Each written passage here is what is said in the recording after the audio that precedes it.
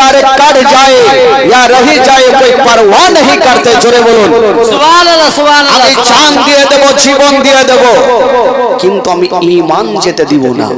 আমি ইয়াজিদের হাতে হাত দিয়ে মুরিদ হব না। এবার ইয়াজিদ ভাবলো, ইবনে সাদ ভাবলো, ইমাম হোসেনকে দুর্বল করার একটাই রাস্তা আছে। কি করা যাবে? ফোরাত নদীর পানিকে বন্ধ করে দাও।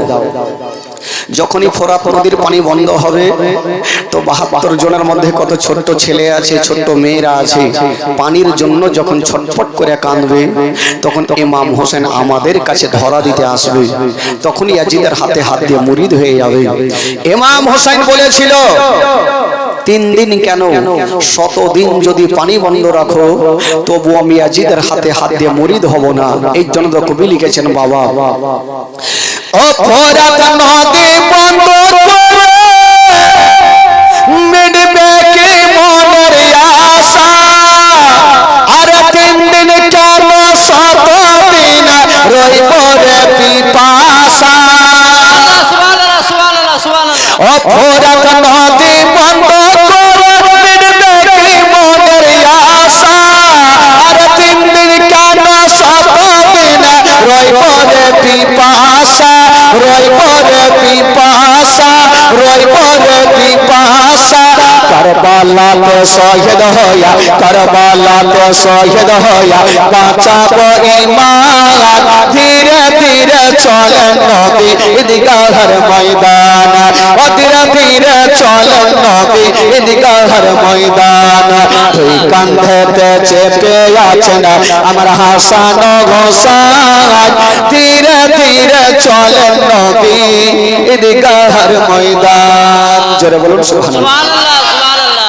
ইমাম হোসেন বলেছিল ৩ দিন কেন ১০০ দিন যদি আমার জন্য পানি বন্ধ হয়ে যায় তবু আমি ইয়াজিদের হাতে হাত দিয়ে মুরিদ হব না। ইবনে সাদ ওই ফোরাত নদীর পানিকে বন্ধ করে দিলেন বাবা। ৭ তারিখ মুহররম মাসের ৭ তারিখে ফোরাত নদীর পানি বন্ধ হইল। এই যুবকেরা, আচ্ছা বলুন তো আপনাদের গ্রামে মুহররম খেলা খেলছেন ভাই? লাঠি খেলা খেলছেন? খেলছেন না তো? মাশাআল্লাহ। সেদিন খুশি কারা মানিয়েছিল জানেন? ইজিদরা। ইয়াজিদেরা। বাচ্চা বাচ্চা ছেলেরা সেদিন খুশি মানাতে পারেনি ভাই। আহলে বাইতের সন্তানেরা তারা দুঃখই করেছিল। কতটা দুঃখ করেছিল জীবনী শুনেন, ঈমান তাজা হয়ে যাবে। ইমাম হোসেন দেখছেন যে পানি বন্ধ, ৭ তারিখে পানি বন্ধ। একদিন থাকলো কষ্ট করে, দ্বিতীয় দিন থাকলো কষ্ট করে, তৃতীয় দিন ইমাম হোসেন দেখছেন কি করা যাবে, আমাকে তাহলে যুদ্ধের ময়দানে যেতে হবে। আমি যতক্ষণ পর্যন্ত যাব না কারবালায় যুদ্ধ থামবে না। ইমাম হোসেন যাওয়ার জন্য রেডি হচ্ছেন বাবা। কবি লিখেছেন, বাবা গো, ইমাম হোসেন মাথায় পাগড়ি খানা বাঁধছেন নবী পাকের। নবী পাকের পাগড়ি খানা মাথায় বাঁধিল, আর শেরে খোদার তরবারি হাতে ঝুলিল। নবী পাকের পাগড়ি খানা মাথায় বাঁধিল, শেরে খোদার তরবারি হাতে ঝুলিল। চাচা হামদার ঢাল নিয়ে হলো রওয়ানা, চাচা হামদার ঢাল নিয়ে হলো রওয়ানা। আব্বা ছেড়ে যাইও না গো, আব্বা রেখে যাইও না। ইমাম হোসেনের হস্ত ধরে কান্দে সাকিনা, আব্বা ছেড়ে যাইও না গো, আব্বা রেখে যাইও না। ওই ইমাম হোসেন কারবালা যায় ঘোড়ার উপর চড়ে, আর মা সাকিনা পড়ে আছেন ঘোড়ার পা ধরে। ওই ইমাম হোসেন কারবালা যায় ঘোড়ার উপর চড়ে, আর মা সাকিনা পড়ে আছেন ঘোড়ার পা ধরে। এতই করে বোঝাইয়া হৃদয় মানে না, এতই করে বোঝাইয়া বা হৃদয় মানে না আপা ছেড়েছে না গো আপা রেখেছে না ও যুবক বন্ধুরা ও গো আমার মা বোনেরা ইমাম হোসেন যুদ্ধের ময়দানে যাওয়ার জন্য রেডি হচ্ছেন বাবা হঠাৎ করে মা খিমার ভিতর থেকে ছোট্ট বাচ্চার কান্নার আওয়াজ আসছে কানে ইমাম হোসেন বলছেন আল্লাহ ছোট্ট বাচ্চার কান্নার আওয়াজ কে এমন কাঁদতেছে কে কাঁদতেছিল বাবা ওই খিমার ভিতরে 6 মাসের বালক আলিয়াস গা মায়ের কোলে যেন ছটফট করে কাঁদছে ওরে যুবকেরা এই ঘটনা শুনে এমন কোন লোক নাই বাবা চোখের পানি পড়বে না আলিয়াস গার মায়ের কোলে ছটফট করে কাঁদছে মুখে কথা বলতে পারে না 6 মাসের বালক মার কোলে যখন কাঁদছেন বাবা আমার মা বোনেরা জানে যখন বাচ্চা বাচ্চি মায়ের কোলে কাঁদবে গো মা সঙ্গে সঙ্গে স্থানে লাগিয়ে দুগ্ধ পান করাবে হায় রে আলিয়াস গারের মা বলছেন ওরে লাডলা দুলারা ওরে কলে যারা পারা ওরে নয়নের তারা তুমি চিন্তা করো না বেটা আমি তোমার মা এখনই তোমাকে দুগ্ধ পান করা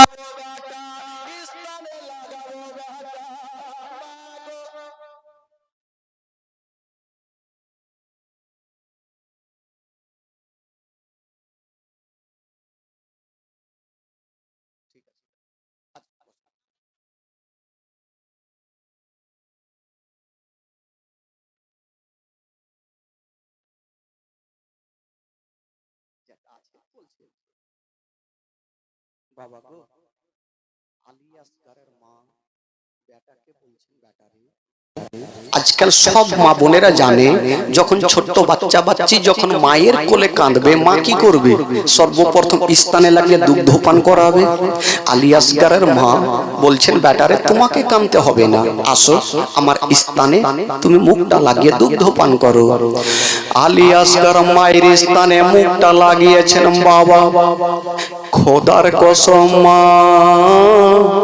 মায়ের স্থানে এক ফোঁটাও দুগ্ধ নাই মা 3 দিন থেকে পানি পান করেনি কোথায় থেকে বাবা দুগ্ধ আসবে বলুন হায় রে আলিয়াস গারের মা বেটাকে স্থানে লাগাচ্ছে না বাবা কিন্তু আলিয়াস গার বারবার করে মুখটাকে টেনে নিচ্ছেন বাবা মা বলছেন আল্লাহ গো আমার বেটা কেন আমার স্থান থেকে মুখটাকে টানে আবার লাগাচ্ছেন বাবা আবার মুখটাকে টেনে নিচ্ছেন বন্ধুরা 6 মাসের বালক মুখে কথা বলতে পারে না শুধু চটচট করে পার করে চটপট করে কাঁদছে রে বাবা মা বুঝা গেল আল্লাহ আমার স্থানে হয়তো এক ফোঁটাও দুগ্ধ নাই এই জন্য আমার বেটা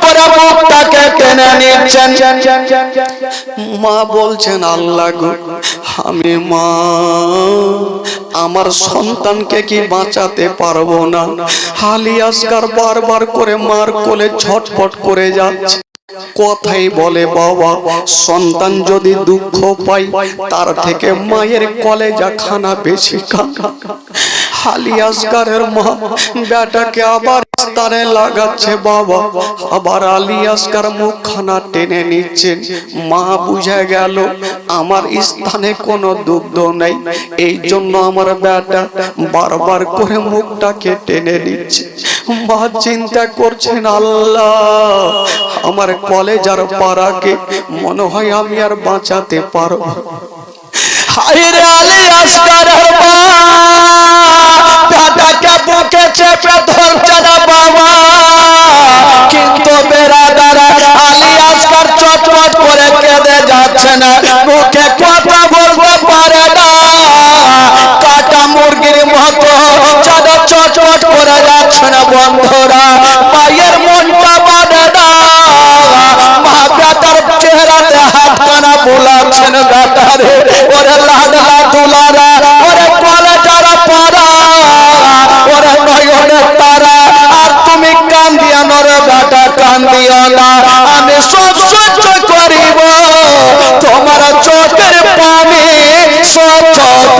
না। বেটা কান্দিও না, হাজার হইলেও মা সন্তানের দুঃখ কখনো দেখতে পারবে ভাই? কখনোই পারবে না। কিন্তু মা ভাবছেন আল্লাহ এখন আমি কি করব, আমার স্থানে তো দুধ নাই, এখন আমি কি করব? হাই রে মা চিন্তা করছেন আল্লাহ আমার স্থানে দুধ না থাকতে পারে, আমার জিহ্বাতে অল্প পানি আছে। দেখবেন বাবা গো আমাদের জিহ্বা সব সময় ভিজা থাকে। মা সন্তানকে বাঁচানোর জন্য বলছেন বেটা রে চিন্তা করো না রে লাডলা, তুমি আমার জিহ্বা খানা চুষে নাও বেটা। আমার জিহ্বা খানে যদি চুষে নাও হয়তো এক ফোঁটাও পানি পাবে, তোমার জীবনটা বেঁচে যাবে। মা দেরি করলেন না, নিজের জিহ্বা খানা বেটার মুখে ঢুকিয়ে দিয়েছেন বাবা। আলী আসগার মায়ের জিহ্বা খানা চুষছেন বাবা, কিন্তু খোদার কসম মায়ের জিহ্বাতে এক ফোঁটা পর্যন্ত পানি নেই। সুবহানাল্লাহ। হায় রে আলী আসগার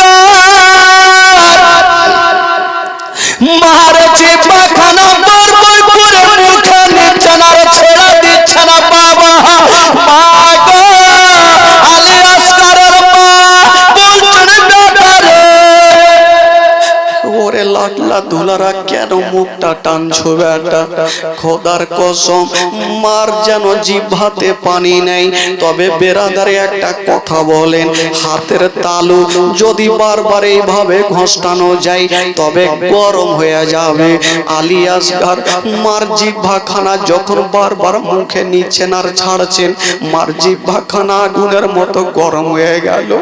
মা জিহ্বা খানা গরম, আলী আসগার জিহ্বা খানাকে ছেড়ে দিচ্ছেন। মার মনটা শান্তি হয় না, আবার জিহ্বা খানা আবার বেটার মুখে দিচ্ছেন।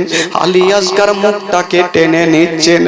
হায় রে আলী আসগারের মা বলছেন আল্লাহ গো আমি মা তো দূরের কথা এক ফোঁটা পানি দিতে পারলাম না। মা বেটাকে নিয়ে যেন ডুবে ডুবে কাঁদছেন বন্ধুরা। এমন কোন মা নাই সন্তানের কষ্ট হলে মায়ের দিল খানা পাড়বে। আলী আসগারের মা ভাবছেন আল্লাহ গো যদি আমার কোলে থেকে আমার সন্তানের ইন্তিকাল হয়ে যায় তবে আমার স্বামী আমার মাথার তাজকে কি বলবো? একবার আমার সন্তানকে নিয়ে যাব আর আমার স্বামীর সামনে একবার দেখাবো। হাই রে মা আলী আসগারের মা বেটাকে বুকে করে নিয়ে ইমাম হোসেনের সামনে গিয়ে দাঁড়িয়ে গেল। যেমনই দাঁড়িয়ে গেছেন বাবা বলছেন মা গো আলী আসগার বুকে কথা বলে না। ইমাম আলী আসগারের মা বলছেন স্বামী গো ও গো আমার মাথার তাজ, আপনাকে একটা কথা বলবো। বলছে বলো তুমি কি বলবে? বলছে স্বামী গো যদি পারেন স্বামী গো তবে এই যে আমার লাডলা দুলারা এক চুল্লু আপনি পানির ব্যবস্থা করে দেন। স্বামী গো আমার বিয়ের পর থেকে নিয়ে আপনার কাছে কোনো জিনিস আমি দাবি করি বাপের এয়ার কন্ডিশনার বাড়ি তাও আপনার কাছে আমি কোনো জিনিস চাইনি। স্বামী গো এই যে আমার কোলের দিকে দেখেন আমার লাডলা দুলারা কাটা মুরগির মতো ছটফট করছে। স্বামী গো যদি পারেন আমার বেটার জন্য হাই রে ইমাম হোসেন বলেছিল বিবি তুমি এমন কোন কথা আমাকে বললো বলো? তুমি যেইখানে আমি সেইখানে, তুমি কি জানো না ওই আজিদের সৈন্যরা ফোরাত নদীর পানিকে বন্ধ করে দিয়েছে। বিবি কোনো মতে পানি পাওয়া যাবে না, বিবির মনটা মানে না। বলছেন স্বামী গো ও গো আমার মাথার তাজ আপনি আমার সন্তানের জন্য একটু পানির ব্যবস্থা করে দেন। কত কথা বলবো মা, এই ঘটনা যখন বইয়ে পড়েছিলাম চোখের পানি ধরে রাখতে পারিনি। মা বলছেন স্বামী গো, স্বামী স্ত্রীতে কথা চলছে। 7 বছরের সাকিনা কাঁদতে কাঁদতে চলে আসলো, আব্বার হাত ধরেছে। আব্বা গো, আমাকে এত পিপাসিত লেগেছে আব্বা। আব্বা তাও আমি পানির জন্য আপনার কাছে চাইবো না, আমি পানি চাইবো না আব্বা, আমি শান্তি পেয়ে যাব। আব্বা গো, একটু আমার 6 মাসের ভাই আলী আসগারের জন্য একটু পানির ব্যবস্থা করে দে। কত কথা বলবো বাবা। 22 বছরের বেটা জয়নাল আবেদিন কাঁদতে কাঁদতে চলে আসলো। আব্বা, আব্বা আমার গায়ে এত জ্বর লেগে আছে আব্বা, একটু পানি পেলে আমার একটু আরাম পেয়ে যেতাম, জ্বর ভালো হইতো।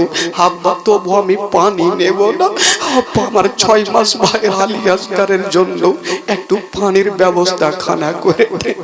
হায়রে সাকিনা, ভাইয়ের চেহারা খানা দেখছেন আর মাটিতে গোড় দিচ্ছেন বাবা।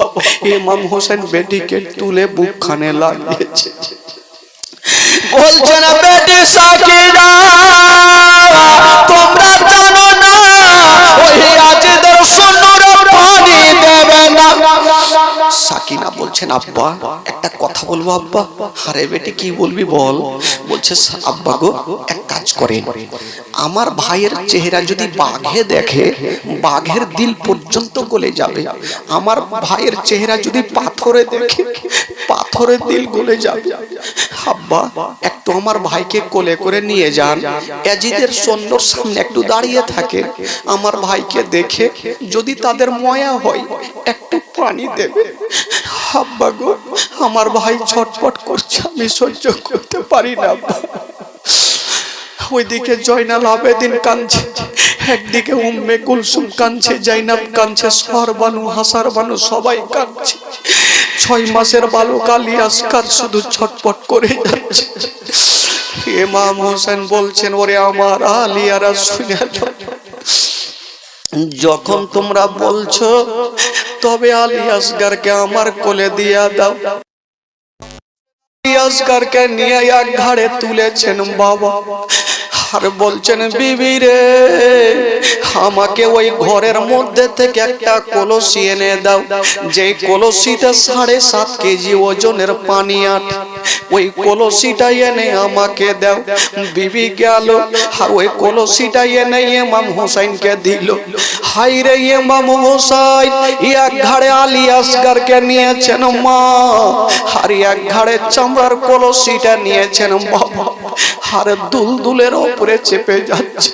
সাকিনা দূর থেকে বলছেন আব্বা, আব্বা গো, আমার ভাইকে একটু তাড়াতাড়ি করে পানি পান করিয়ে নিয়ে আসবেন আব্বা, আমার ভাইকে একটু বুকে করে নিয়ে আমি একটু চুমা করবো আব্বা। হাইয়ে মামু বেটি রে, তোমরা চিন্তা করো না রে মা, তবে আমি জানি হয়তো আমার বেটাকে তারা পানি দিবে না রে মা। ইমাম হোসেন দুলদুলের লাগামটা টেনে দিয়েছেন বাবা, আলী আসগারের মা পিছন থেকে দেখছেন বাবা, আর মার মনে একটা সন্দেহ হয়ে গেল। মার মনে সন্দেহ হইল, মার জবান থেকে একটা কথা বেরিয়ে গেল, যাস না রে বাপ, আলী আসগার কারবালার ময়দানে কোচি বুকে মারবে রে তীর, কোচি বুকে মারবে রে তীর, সইবি রে বাপ কেমনে। মা বলতে থাকলো, আর আলী আসগারকে নিয়ে ইমাম হোসেন চলতে থাকলো। একদিকে সাকিনা কাঁদতে থাকলো, একদিকে সোহরবানু কাঁদতে থাকলো, জাইনাব উম্মে কুলসুম কাঁদতে থাকলো, আলী আকবর কাঁদতে থাকলো, আবুল কাসিম কাঁদতে থাকলো, সবাই কাঁদতে থাকলো। আর ইমাম হোসেন বেটাকে নিয়ে যেন বাবা ওই যুদ্ধের ময়দানে পৌঁছে গেল। যেমন যুদ্ধের ময়দানে যাওয়া,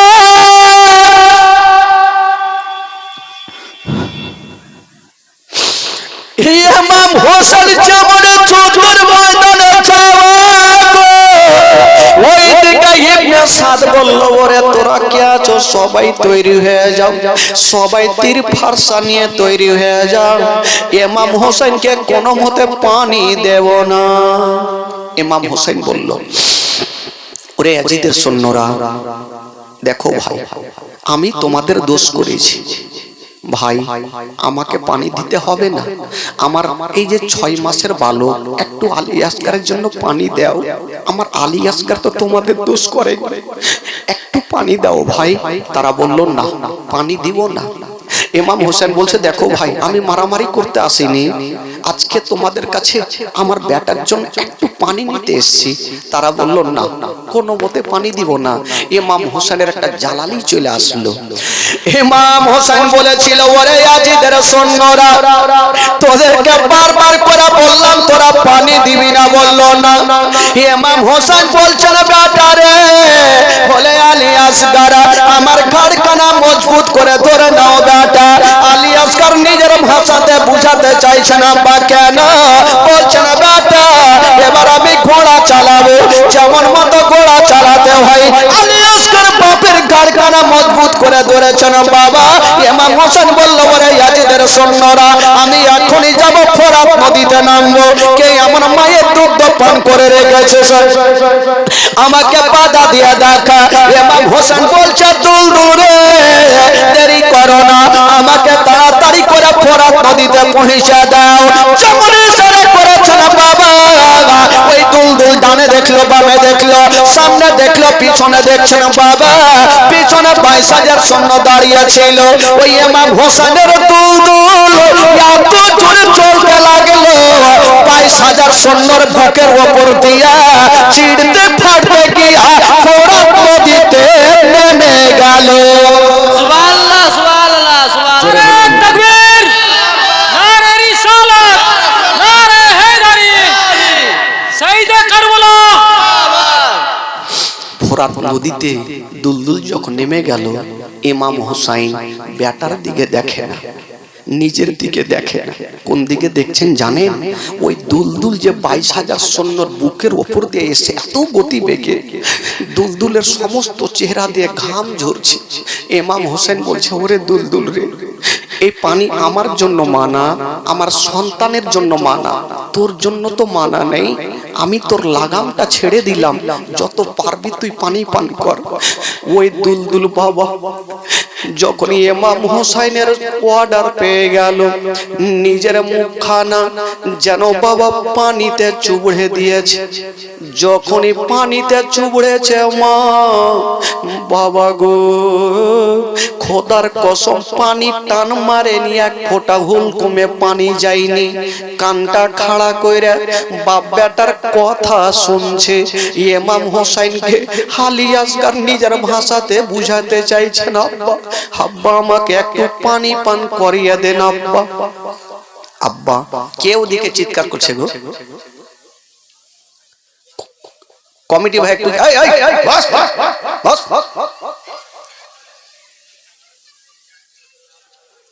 ওখানে কেউ যারা আছে ভাই তাদেরকে একটু অন্যদিকে পাঠিয়ে দেন, যে ভাই আড্ডা ফাড্ডা মারবে তো বাইরে মারবে, কারণ এটা শহীদে কারবালার ঘটনা চলছে।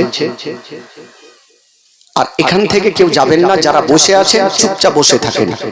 একটু গোটা মাজমা জোরে বলুন তো সুবহানাল্লাহ, সুবহানাল্লাহ, সুবহানাল্লাহ, আরো জোরে বলুন সুবহানাল্লাহ। ইমাম হোসাইন যখন বাবা দুলদুলের লাগামটা ছেড়েছেন, দুলদুল 3 দিন থেকে পানি পান করেনি। হঠাৎ করে পানি দেখার পর দুলদুল সঙ্গে সঙ্গে নিজের মুখটা পানিতে চুবড়ে দিয়েছে। পানি কিন্তু টান মারেনি, খোদার কসম এক চুল্লু পানি হুলকুমে লাই। কানটা খাড়া করে বাপ বেটার কথা শুনছেন। কি বলছেন ইমাম হোসাইন? আলী আসগার নিজের ভাষাতে বুঝাতে চাইছেন, আব্বা আব্বা 3 দিন থেকে পানি পান করিনি আব্বা, একটু পানি দেন আব্বা। ইমাম হোসেন বলছেন, বেটা আগে একটা কথা বলো, যখন সর্বপ্রথম তোমাকে পিপাসিত লেগেছিল বেটা, তুমি কার কাছে পানি চেয়েছিলে? আলী আসগার নিজের ভাষাতে বলছেন, আব্বা আমি সর্বপ্রথম মায়ের কাছে পানি চেয়েছিলাম। ইমাম হোসেন বলছেন, বেটা রে তুমি আমাকে 5টা মিনিট সময় দাও, আমি তোমাকে পানি পান করাবো না বেটা। এই যে কলসিতে পানি নিয়ে যাব, তোমার মাকে দেব, তোমার মায়ের কোলে চেপে তুমি আশুধা করে পানি পান করিও বেটা। আলী আসগার বুঝে গেল এত দূর আসার পরে যখন আমার হুলকুমে পানি গেল না, বুঝি দুনিয়ার পানি আর আমার কপালে জুড়বে। আলী আসগার বলছেন আব্বা যখন আমাকে পানি পান করাবেন না, আব্বা গো একটু আমার চোখে মুখে পানির ছিটা মেরে দেন আব্বা। এত জোরে দুলদুল চলেছে, ধুলা বালি আমার চোখে মুখে পড়েছে। ইমাম হোসেন বাবা গো বেটার চোখে মুখে পানি দিচ্ছেন, কিন্তু বেরাদার হুলকুমে এক চুল্লো পানি দিচ্ছে। হায় রে ইমাম হোসেন, ওই কলসিতে পানি ভর্তি করে দিয়েছেন বাবা। একবারে দাদা আলী আসগারকে নিয়েছেন, একবারে চামড়ার কলসিটা নিয়েছেন বাবা। ইমাম হোসেন দুলদুলকে বলছে দুলদুল রে এবার আমাকে তাড়াতাড়ি করে নিয়ে চল রে দুলদুল। ওই দুলদুল তখন বলছেন ওগো মা, ওগো ইমাম হোসেন, ওগো মা ফাতেমার বেটা হোসেন, আমি আমাকে যতক্ষণ পর্যন্ত ক্ষমা করবে না। ও যুবকেরা দেখেন একটা দুলদুল ইমাম হোসেনকে বলছেন, কি বলছেন? বলছেন ওগো মা ফাতেমার বেটা হোসেন, আপনি যতক্ষণ পর্যন্ত আমাকে ক্ষমা করবেন না, আমি ততক্ষণ পর্যন্ত আপনাদের বাপ বেটাকে আমি খিমাতে নিয়ে যাব। ইমাম হোসেন বলছেন ওরে দুলদুল রে তুই এমন কি অন্যায় করেছিস, কেন তোকে ক্ষমা করব? দুলদুল বলছেন ওগো মা ফাতেমার বেটা হোসেন, আমি একটা বিশাল বড় ভুল করে ফেলেছি, আমাকে ক্ষমা করে দেন। বলছে কি ভুল? বলছে হুজুর আমি যাকে পানি পান করার কারণে 22,000 সৈন্যর বুকের ওপর দিয়ে ফুরাত নদীতে আসলাম, তার হুলকুমে এক চুল্লু পানি গেল না, আর আমি দুলদুল ঠান্ডা পানিতে মুখটা চুবড়ে দিয়েছি। তবে খোদার কসম হুজুর আমি এক ফোঁটা পানি পান করিনি। আলী আসগারের হুলকুমে পানি গেল না হুজুর, আমি কেমন করে ঢক ঢক করে পানি পান। তবে হুজুর আমি অন্যায় করেছি, আমার মুখটা ঠান্ডা পানিতে চুবড়েছি, এটা আমি অন্যায় করে ফেলেছি।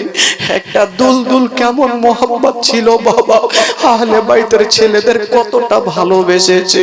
দুলদুল বলছে হুজুর আমি মুখটা চুবড়েছি, এটা আমার অন্যায় হয়ে গেছে, হুজুর আমাকে ক্ষমা করে দিন।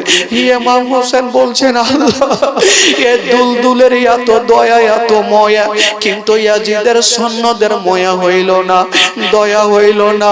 ইমাম হোসেন বলে দুলদুল রে আমি তোকে ক্ষমা করে দিলাম, চলো আমাদেরকে নিয়ে চলো।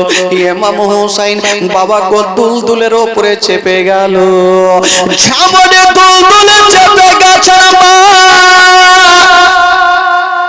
ওই দিকে দুলদুলের লাগাম টানবে গো, আর ওই দিকে ইবনে সাদ যারা তীর চালাতে জানতো তাদেরকে হায়ার করে ডেকেছিল। ইবনে সাদ তীর আন্দাজকে ডাকলো, ওরে তীর আন্দাজ চলে আসো, চলে আসলো। বলে এক কাজ করো তুমি একখানা তীরের নিশানা করো, কাকে মারবো?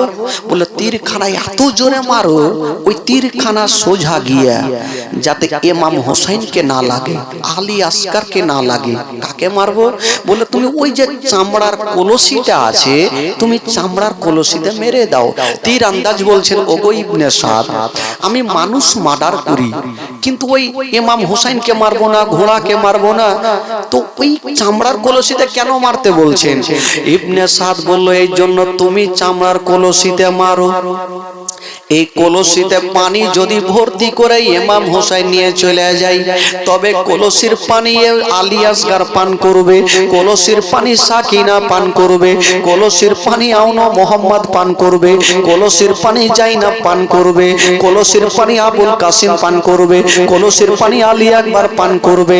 আর তারা যদি পানি পান করে নাই তবে একটা কেউ আমাদের জিন্দা রাখবে না। এই জন্য পানি যেতে দিব না, তাড়াতাড়ি মারো, ওই কলসি ফাটিয়ে পানি ফেলে দাও। ওই তীর আন্দাজ বাবা দেরি করলো না, একখানা তীরের নিশানা করেছেন মা, আরে যেমনই নিশানা করেছেন বাবা, ওই তীরখানা গতি বেগে গিয়া এত জোরে লাগবি তো লাগা, ইমাম হোসেনকে লাগলো না, ঘোড়াকে লাগলো না, আলী আসগরকে লাগলো না, ওই তীরখানা গিয়া ওই চামড়ার কলসিতে লেগে গেল। চামড়ার কলসিতে লেগেছে, একটা মুখ তো বাঁধা আছে, নিচের দিকে লেগেছে, মুখ একটা চালু হয়ে গেল। তো কলসির পানি যদি কলসি ফুটো হয়, পানি তো পড়বেই, পানি কিন্তু ফোরাত নদীর পানি টস টস করে পড়ছে। আলী আসগর বাপের কোল থেকে দেখছে, আব্বা আব্বা গো, আমি যে মার কোলে চেপে পানি পান করতাম আব্বা, সমস্ত পানি তো পড়ে যাচ্ছে আব্বা, আমি মার কোলে চেপে কি পান করব? ইমাম হোসেন বলেছিল, বেটা ওরে বেটা আলী আসগর রে, তুমি চিন্তা করো না বেটা, এক্ষুনি তোমাদের পানি পান করিয়ে দিব বেটা, আমি এক্ষুনি পানি পান করাবো। ওই ইমাম হোসেন এক চুল্লু পানি নিয়েছে বেটাকে পান করার জন্য। বেটা ঘাড়ে, ইমাম হোসেন পানি নিয়ে ভাবছেন বেটাকে ঘাড় থেকে নামা, আমি নিজের হাতে বেটাকে পানি পান করা, কিন্তু দুনিয়ার পানি আর কপালে নাই মা।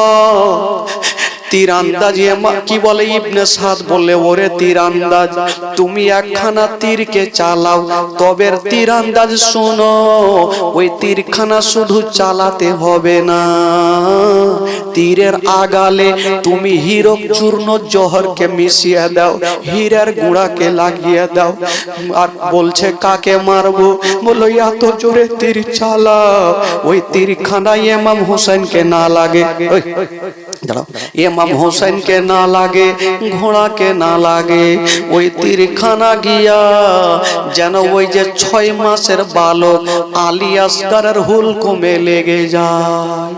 ওই তীরন্দাজ হাওমাও করে কাঁদতে লাগলো, ও গো ইবনে সাদ, আমি বড় মানুষকে মার্ডার করেছি, ঘোড়া দোষ করেছে, ইমাম হোসেন দোষ করেছে, আমি তাদেরকে মারবো, কিন্তু 6 মাসের সন্তান আপনার কোনো দোষ করেনি, ওই নিষ্পাপ বাচ্চাটাকে কেমন করে তীর মারবো? আমি মারতে পারবো না। ইবনে সাদ বলল, আমি তোমাকে হায়ার করে ডেকেছি, তোমাকে তীরখানা চালাতে হবে। ইবনে সাদ অর্ডার পেয়ে গেল, আর ওই তীরন্দাজ বাবাকে হীরক চূর্ণ জহর মিশিয়ে দিয়েছেন, যেমনই মিশিয়েছেন মা, ওই তীরখানা এত জোরে চালিয়ে দিল, এত জোরে চালিয়ে দিয়েছেন মা, ওই তীরখানা গতি বেগে গিয়ে লাগবি তো লাগ, ইমাম হোসেনকে লাগলো না, ঘোড়াকে লাগলো না, ওই তীরখানা গিয়া আলী আসগরের হুলকুমে ঢুকে গেল। যেমনই হুলকুমে ঢুকেছে মা, তীরখানা পিছন দিকে ফুটে গেছে। আলী আসগর একবার শুধু মা শব্দ বলেছে, আর বাপের কোলে ঘুমিয়ে গেছে। আর তীরখানা যেমনই লাগতে নাই, ওই হুলকুম থেকে একটা ফোঁটা রক্ত ইমাম হোসেনের চুল্লুতে যে পানি ছিল, ওই পানির মধ্যে রক্তখানা পড়ে গেল। ইমাম হোসেন বলছেন, আল্লাহ, এ রক্ত কোথায় থেকে আসলো? পানিখানা চালিয়ে দিয়েছে আসমানের দিকে। আর ভাবছেন, আল্লাহ, আমার বেটা এতক্ষণ ছটফট করছিল, আমার বেটা কেন ছটফট করে না? আলী আসগরকে যেমনই ঘাড় থেকে নিচে নামিয়েছেন মা, সঙ্গে সঙ্গে বাপের নজরখানা বেটার হুলকুমে পড়ে গেছে। যেমনই পড়ে গেছে, ইমাম হোসেন চোখের পানি ফেলছেন না, সবুরের পাহাড় হয়ে যাচ্ছে। এমন কোন ভাই বাপ নেই যে বেটার এই অবস্থা দেখে চোখের পানি পড়বে।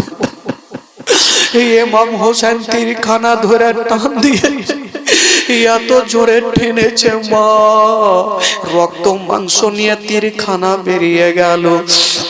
ইমাম হুসাইন যখনই তীরখানা বেরিয়ে গেছে, আলিয়াস খারার সব জগতে বেঁচে নাই। বেটাকে গামছাতে ঢেকে নিয়েছে, আর ঘাড়ে উঠিয়ে বলছে, দুলদুল রে, তাড়াতাড়ি করে আমাকে খিমাতে নিয়ে চলো।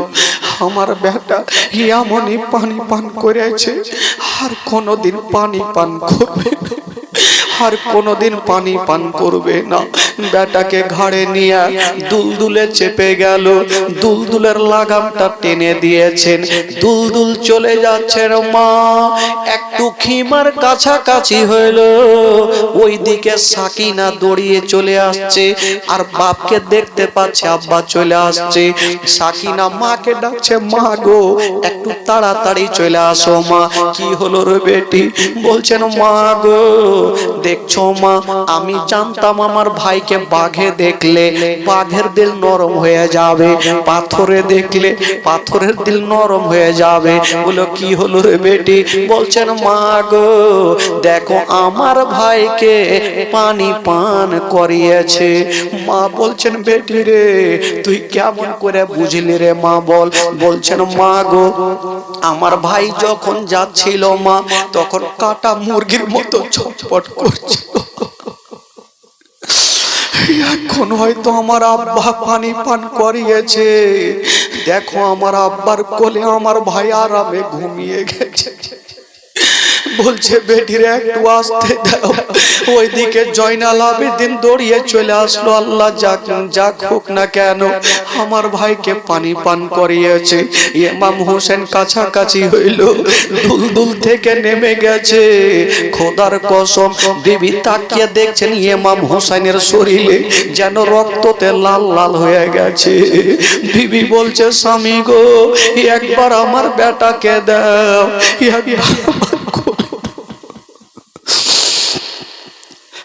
ইমাম হোসেন যেমনই বেটাকে কোলে দিতে যাবে, বলছেন, বিবি রে আমার বেটা এমনই পানি পান করেছে রে বিবি, আর দুনিয়ার পানি কখনো পান করবে না রে বিবি। বলছে, স্বামী গো কি হইল? বলছে, বিবি রে একবার তোমার আলী আসগারকে নাও, বিবির কোলে দিতে যাবে। 7 বছরের সাক্ষী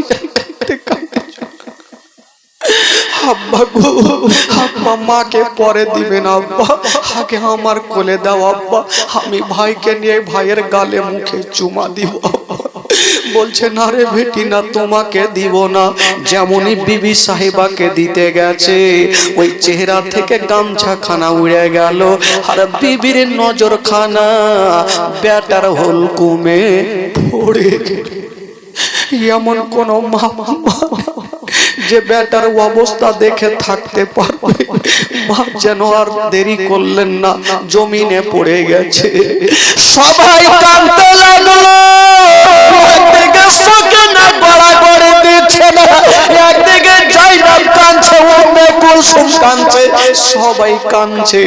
ইমাম হোসেন বলছেন, আল্লাহ আমার বেটা কান্দে, বেটি কান্দে, ভাতিজা কান্দে, সবাই কান্দে, কিন্তু যে মা 10 মাস 10 দিন ধরে গর্ভে রেখেছে, আলী আসগারের মা কেন কান্দে না?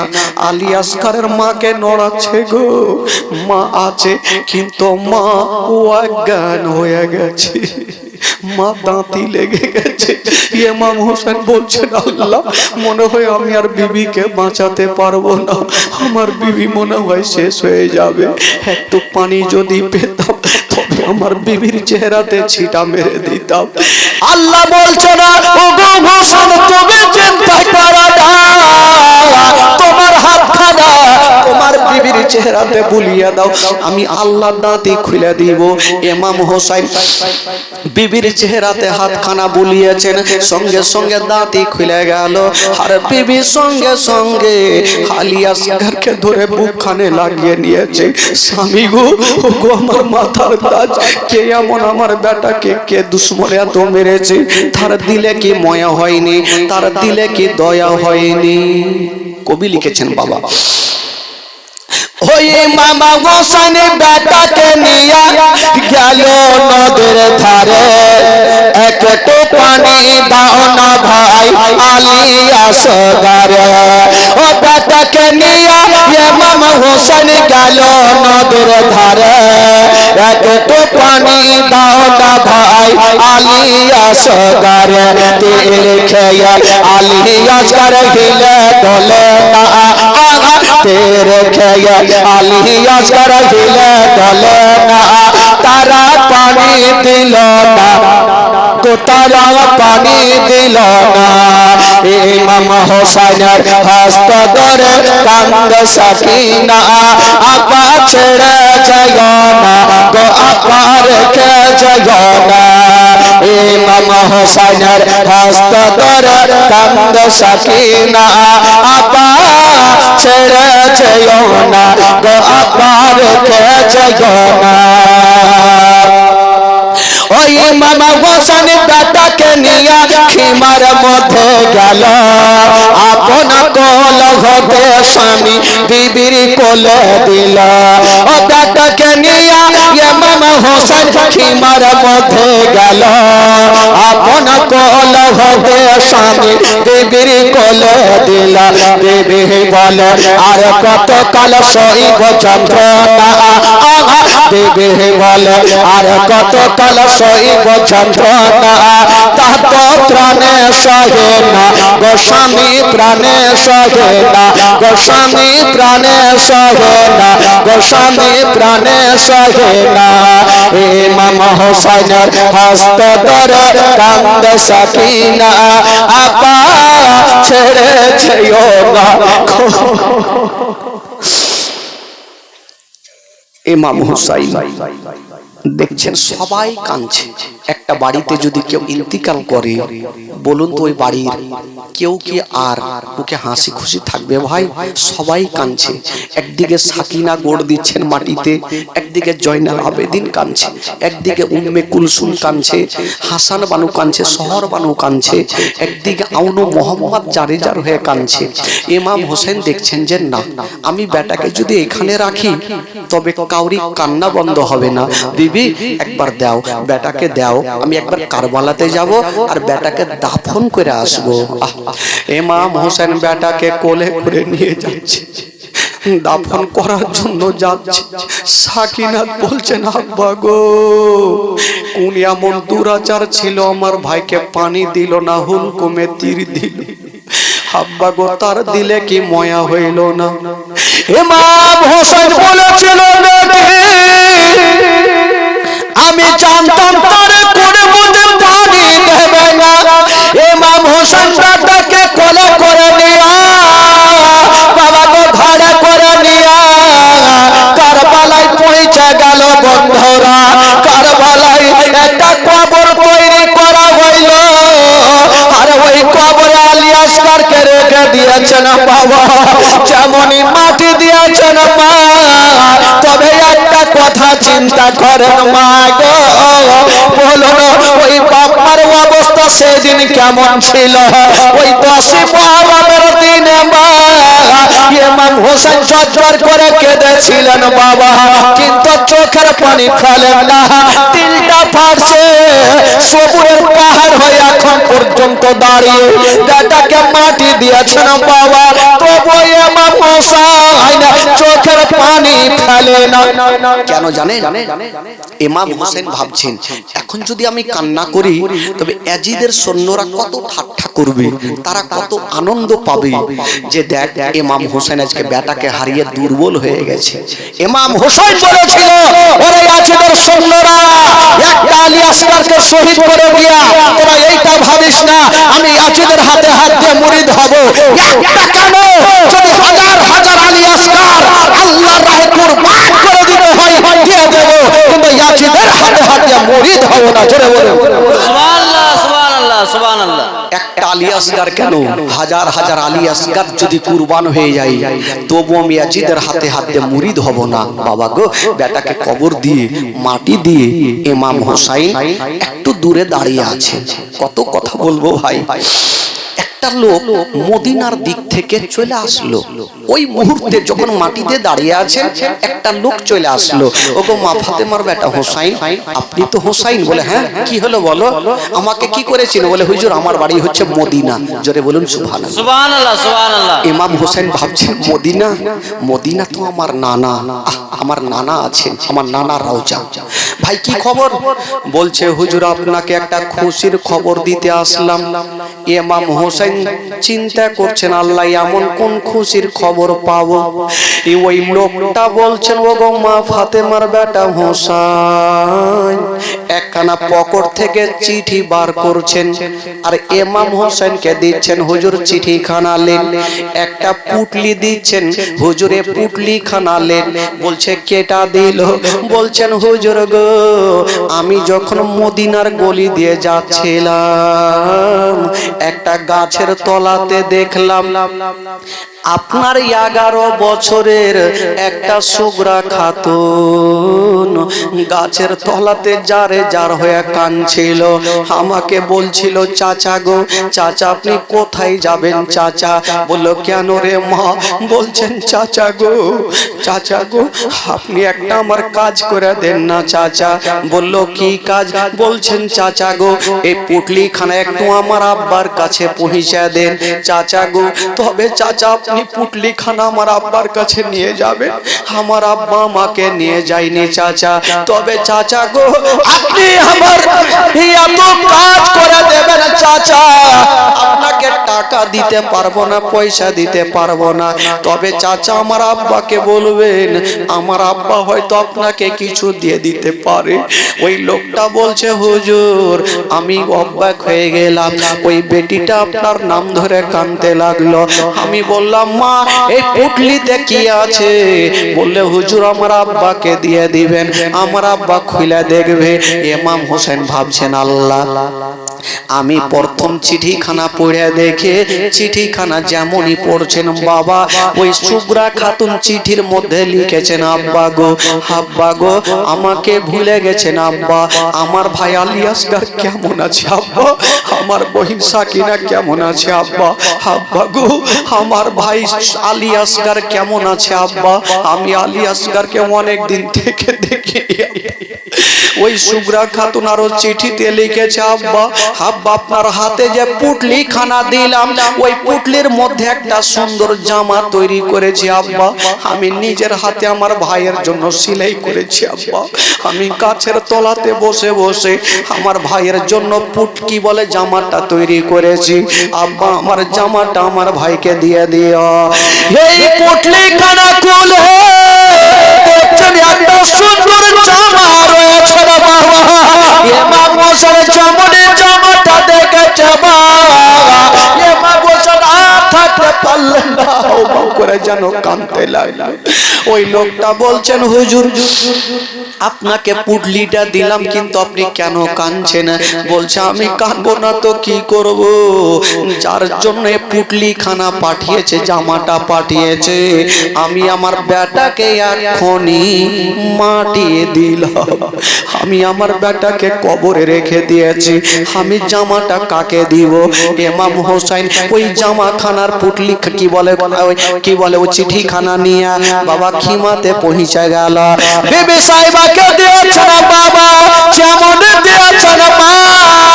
বিবি সাহেবা পুটলি খানা নিয়ে জামা খানা নিয়ে চারে চার হয়ে কাঁদতে থাকলো, সবাই কাঁদতে থাকলো।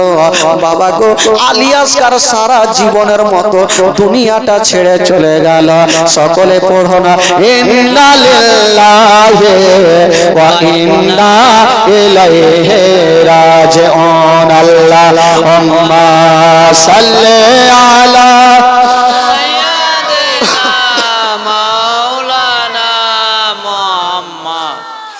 وعلى آل سيدنا وعلى آل سيدنا مولانا محمد। একবার মহব্বতে বলুন তো সুবহানাল্লাহ। গোটা মাজমা একটু দুই হাত তুলে বলুন সুবহানাল্লাহ। জোরে বলুন ইয়া রাসূলুল্লাহ। মাশাআল্লাহ। আপনাদের ঘুম লাগছে নাকি? হ্যাঁ, চোখ ছোট ছোট করিয়েন না ভাই, একটু বড় বড় করে রাখবেন, ইমান তাজা হবে। চলুন একটু আপনাদের মনটা চাঙ্গা করে দিই বেরাদার, মনটা চাঙ্গা না করলে ফের হবে না, একটু মনটা চাঙ্গা করে দিই। একটু চোখের পানি ফেলেছেন, একটু মনটাকে চাঙ্গা করেন। আমার সঙ্গে গোটা মাজমা জোরে সোরে পড়তে থাকুন, উর্দু ভাষাই আপনাদের ভাষাই হবে, জোরে সোরে পড়ুন। আয়ো হি করতে উনকা চর্চা, अपन दिल चमकाओ, ऊंची में ऊंचा नबी का झंडा, अजमत वाला नबी का झंडा, घर घर में लहरा वो पुकारो या रसूल अल्लाह, या हबीब अल्लाह, जोरे पुकारो या रसूल अल्लाह, या हबीब अल्लाह।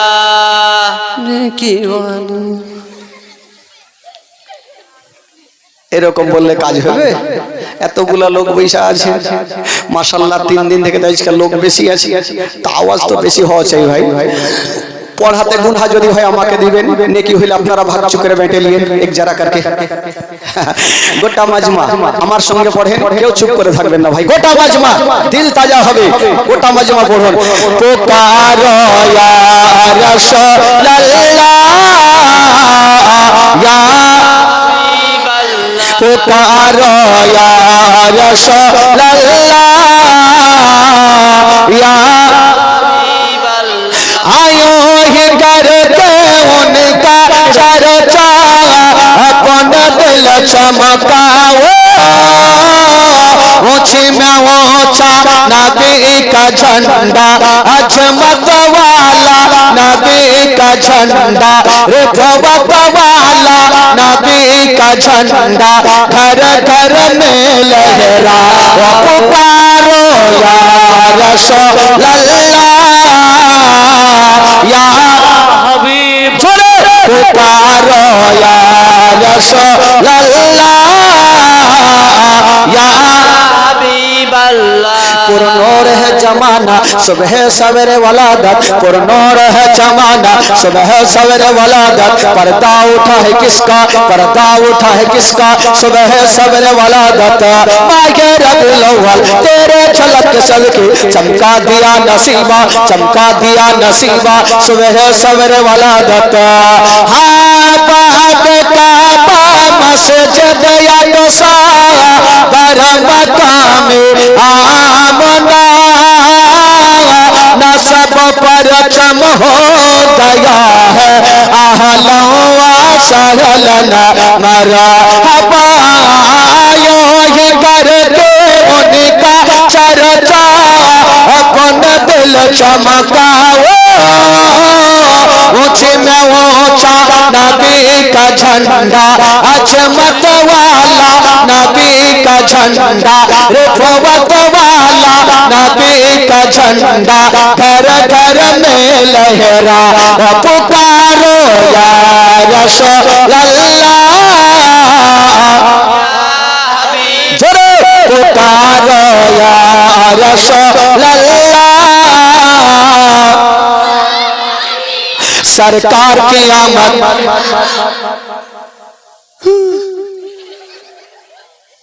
বাপ রে বাপ, এই ঠান্ডার দিনে এমন হয়েছে সব শুইতে গেছে, এরকম করলে হবে? গোটা মাজমা একটু হাত তুলে দেখাবেন, আমার নবী খুশি হবে। গোটা মাজমা হাত তুলবেন, তুলেন দেখি। সরকার কি আমদ, এভাবে তুলিয়েন, এভাবে দিয়েন না, কাকে লাগবে নাক মুখ ভাঙবে নাকি? গোটা মাজমা তুলবেন, তুলাতে গুনাহ হয় আমাকে দিয়ে দিয়ে, নাকি হলে আপনারা এক যারা করে নিয়ে পড়ুন, সঙ্গে সঙ্গে তুলবেন। সরকার কি আমদ, দিলদার কি আমদ, যারা মোচা বলো, যারা ঝমকা বলো, আউয়াল কি আমদ, আখির কি আমদ, আখির কি আমদ, বাতিন কি আমদ, যারা ঝমকা বলো, সরকার কি আমদ, দিলদার কি আমদ, বাড়ি চলো, বলছে বাড়ি চলো, ফের বলছে মারহাবা, মানে ভাষা বুঝতে পারেনি নাকি? কিছু ফের থাকে না ইংরেজির বেটি। একটা ঘটনা মনে হয়ে গেল, একটা ইংরেজির বেটি ছিল জানেন, বিয়ে হয়েছে আপনাদের খোট্টাতে। তো বাপ কয়দিন বাড়িতে থাকে? বাপ তো সারা জীবন দিল্লি বোম্বাই খাটে। মা ছোট্ট বেটা, 2 বছরের বেটা, আদর যত্ন করছে। আর হঠাৎ করে প্রত্যেকদিন বাচ্চাকে পেচ্ছাপ লাগে, বলছে আম্মা কি হলো বেটা? পেচ্ছাপ করব। মা পেচ্ছাপ করিয়ে নিয়ে চলে আসলো। দ্বিতীয় দিন পেচ্ছাপ করবো, নিয়ে চলে আসলো। তৃতীয় দিন মা বলছে এই বেটা শোন, কি হলো মা? তুই পেচ্ছাপ কথা বলিস না, তোর মন মেজাজ ভালো করে না। কেন গে মা, কি বলবো? বলছে দেখ বেটা, যদি তোকে পেচ্ছাপ লাগে তো তুই বলবি আমি গান গাবো। দেখেন ইংরেজির বেটি বেটাকে শিখাইছে। তো বাচ্চা বাবা বাচ্চাকে যেটা শিক্ষা দিবে মা সেটাই তো শিখবে। আব্বা যখন পেচ্ছাপ লাগে মা গান গাবো, মা বুঝে গেল পেচ্ছাপ করবে, পেচ্ছাপ করে এলিয়ে চলে আসলো। দ্বিতীয় দিন মা গান গাবো, পেচ্ছাপ করে এলিয়ে চলে আসলো। 3-4 বছর কাটলো, যখন বাচ্চা পেচ্ছাপ কথা ভুলে গেল, গান কথা মুখে হয়ে গেল। 10 বছর পর বাপ কিন্তু বাড়ি এসছে। মা ভাবছে স্বামী যখন এসে তো বাপ বেটা একটু আরামে ঘুমাক, আমি বাপের বাড়ি থেকে ঘুরে এসে তো বাপের বাড়ি চলে গেছে ইংরেজির বেটি। বাপ বেটাকে নিয়ে ঘুমিয়েছে, রাত 12টা বাজলো। আব্বা কি হলো বেটা? আব্বা গান গাবো। বাপ তো আর ইংরেজি বুঝে না, বলছে এই বেটা চুপ। বেটা ফের চুপচাপ থাকলো। সব পেচ্ছাপ কি থামা যাইবে? 10 মিনিট পর আব্বা কি হলো? গান গাবো। তোকে মারনু কি মারনু? চল তুই এখন রাত 12টায় গান গাবি রে, তো আশেপাশের লোকজন বলবে যে বাপ দিল্লি বোম্বাই থেকে গান শিখাইছে আর বেটাকে রাত 12টায় গান গাইছে। বেটা রে তোর হাতে ধরি পায়ে ধরি, তুই সকালে যত পারবি গাইস। বেটা ফের থামলো। 10 মিনিট পর আব্বা গান গাবো। এই বাপ দেখছে বেটাকে পারবো না। আরে বেটা জোরে জোরে গাইলে তো সবাই শুনে নিবে, তুই আস্তে আস্তে করে আমার কানে কানে গায়ে দে। বেটা ভাবলো জাগা ভালো পেয়েছে, স্প্রিং খুলে দিয়া বাপের কালে দিলে হালহালিয়া। এমন গান গাইলে বেটা এটা কি মা আব্বা এটাই তো গান? কে শিখেছে রে বেটা? মা। এই তো ইংরেজির বেটি। বেরাদার ইসলাম বন্ধুগণ বাবা, তবে ইংরেজির বেটিও দেশে আছে। আপনারা ভাষা বুঝতে পারেননি, তার জন্য যখন বললাম বাড়ি যাবো তো বলছে মারহাবা। বুঝতে পারেনি, মানে অ্যাক্সিডেন্ট করে এরকম হবে না, এই করতে করতে করতে কাকে হুড়িয়ে দিই। পরে থেকে মনে হবে এদিকে গেলে বেঁচে যেতাম, এদিকে গেলে তো অ্যাক্সিডেন্ট হয়ে গেলাম। যাকে আপনাদের মনটা চাঙ্গা হয়ে গেছে, এবার আসুন ঘটনার দিকে আসুন। একবার মহব্বতে গোটা মাজমা একটু হাত তুলে বলে দিন সুবহানাল্লাহ। আরো জোরে বলুন ইয়া রাসূলুল্লাহ। আচ্ছা বলুন তো ভাই, জীবনী বলতে বলতে কোথায় থেকে ছাড়লাম ভাই?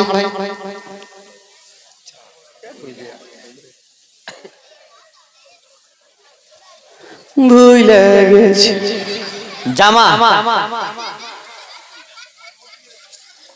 ইমাম হুসাইন ওই সুগুরা খাতুনের দেওয়া জামাটা আর চিঠিখানা নিয়ে বিবির হাতে দিলেন। বাবা গো এই পর্যন্ত জীবনে রেখেছিলাম। তারপরের কি ঘটনা? ইমাম হুসাইন ওই দিক থেকে বাবা গো চিৎকার মারছে কে? ইবনে সাদের লোকেরা, ওগো হুসাইন এখনো সময় আছে, তুমি এসে ইয়াজিদের হাতে হাত দিয়ে মুরিদ হয়ে যাও, নচেত তুমি মরার জন্য তৈরি হয়ে যাও।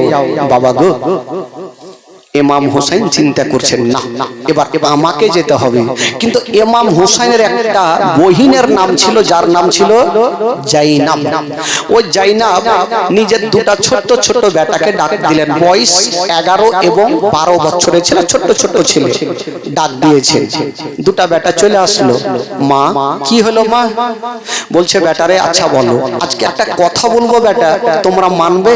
মাগো শুনেন ঘটনা খালা, আজকে শুধু দুঃখই দুঃখ মা। 2টা বেটা বলছেন মাগো এটা কেমন কথা বলছেন?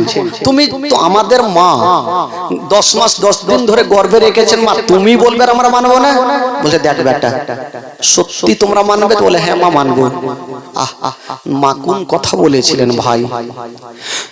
মা বলছেন বেটারে ওরে লাডলা দুলারা, এখন কারবালার প্রান্তরে যুদ্ধ চলছে বেটা, বেটারে তোরা যা আর ওই কারবালার প্রান্তরে যুদ্ধ করে তোমরা নিজের গলা কাটিয়ে দাও বেটারে, আমি শহীদের মা হতে চাই। আজকাল যদি কোনো বাপ কোনো বেটা কে বলে হারে বেটা এখন ওইখানে যুদ্ধ চলছে বেটা তুই যা আর নিজের গর্দানটা কাটিয়ে দে, বেটা কি করবে আগে হাসুয়া বাহির করবে, আগে বাপের গলা কাটবে। হ্যাঁ, আমি তো এখন দুনিয়া দেখিনি আর এই মুহূর্তে আমি যাব নিজের গর্দান কাটাতে। কিন্তু খোদার কসম দুই বাচ্চাকে যখন বলছে কে জানো যাই না বলছেন বেটা রে আমার দান করার মতন কিছু নেই বেটা, যা তোরা নিজের গর্দানকে কাটিয়ে দে বেটা, তবে তোর মামাকে আগে যেতে দিবি না বেটা, আগে তোরা যা। দোনো বেটা একদম মাথাটা নিচা করে আছে।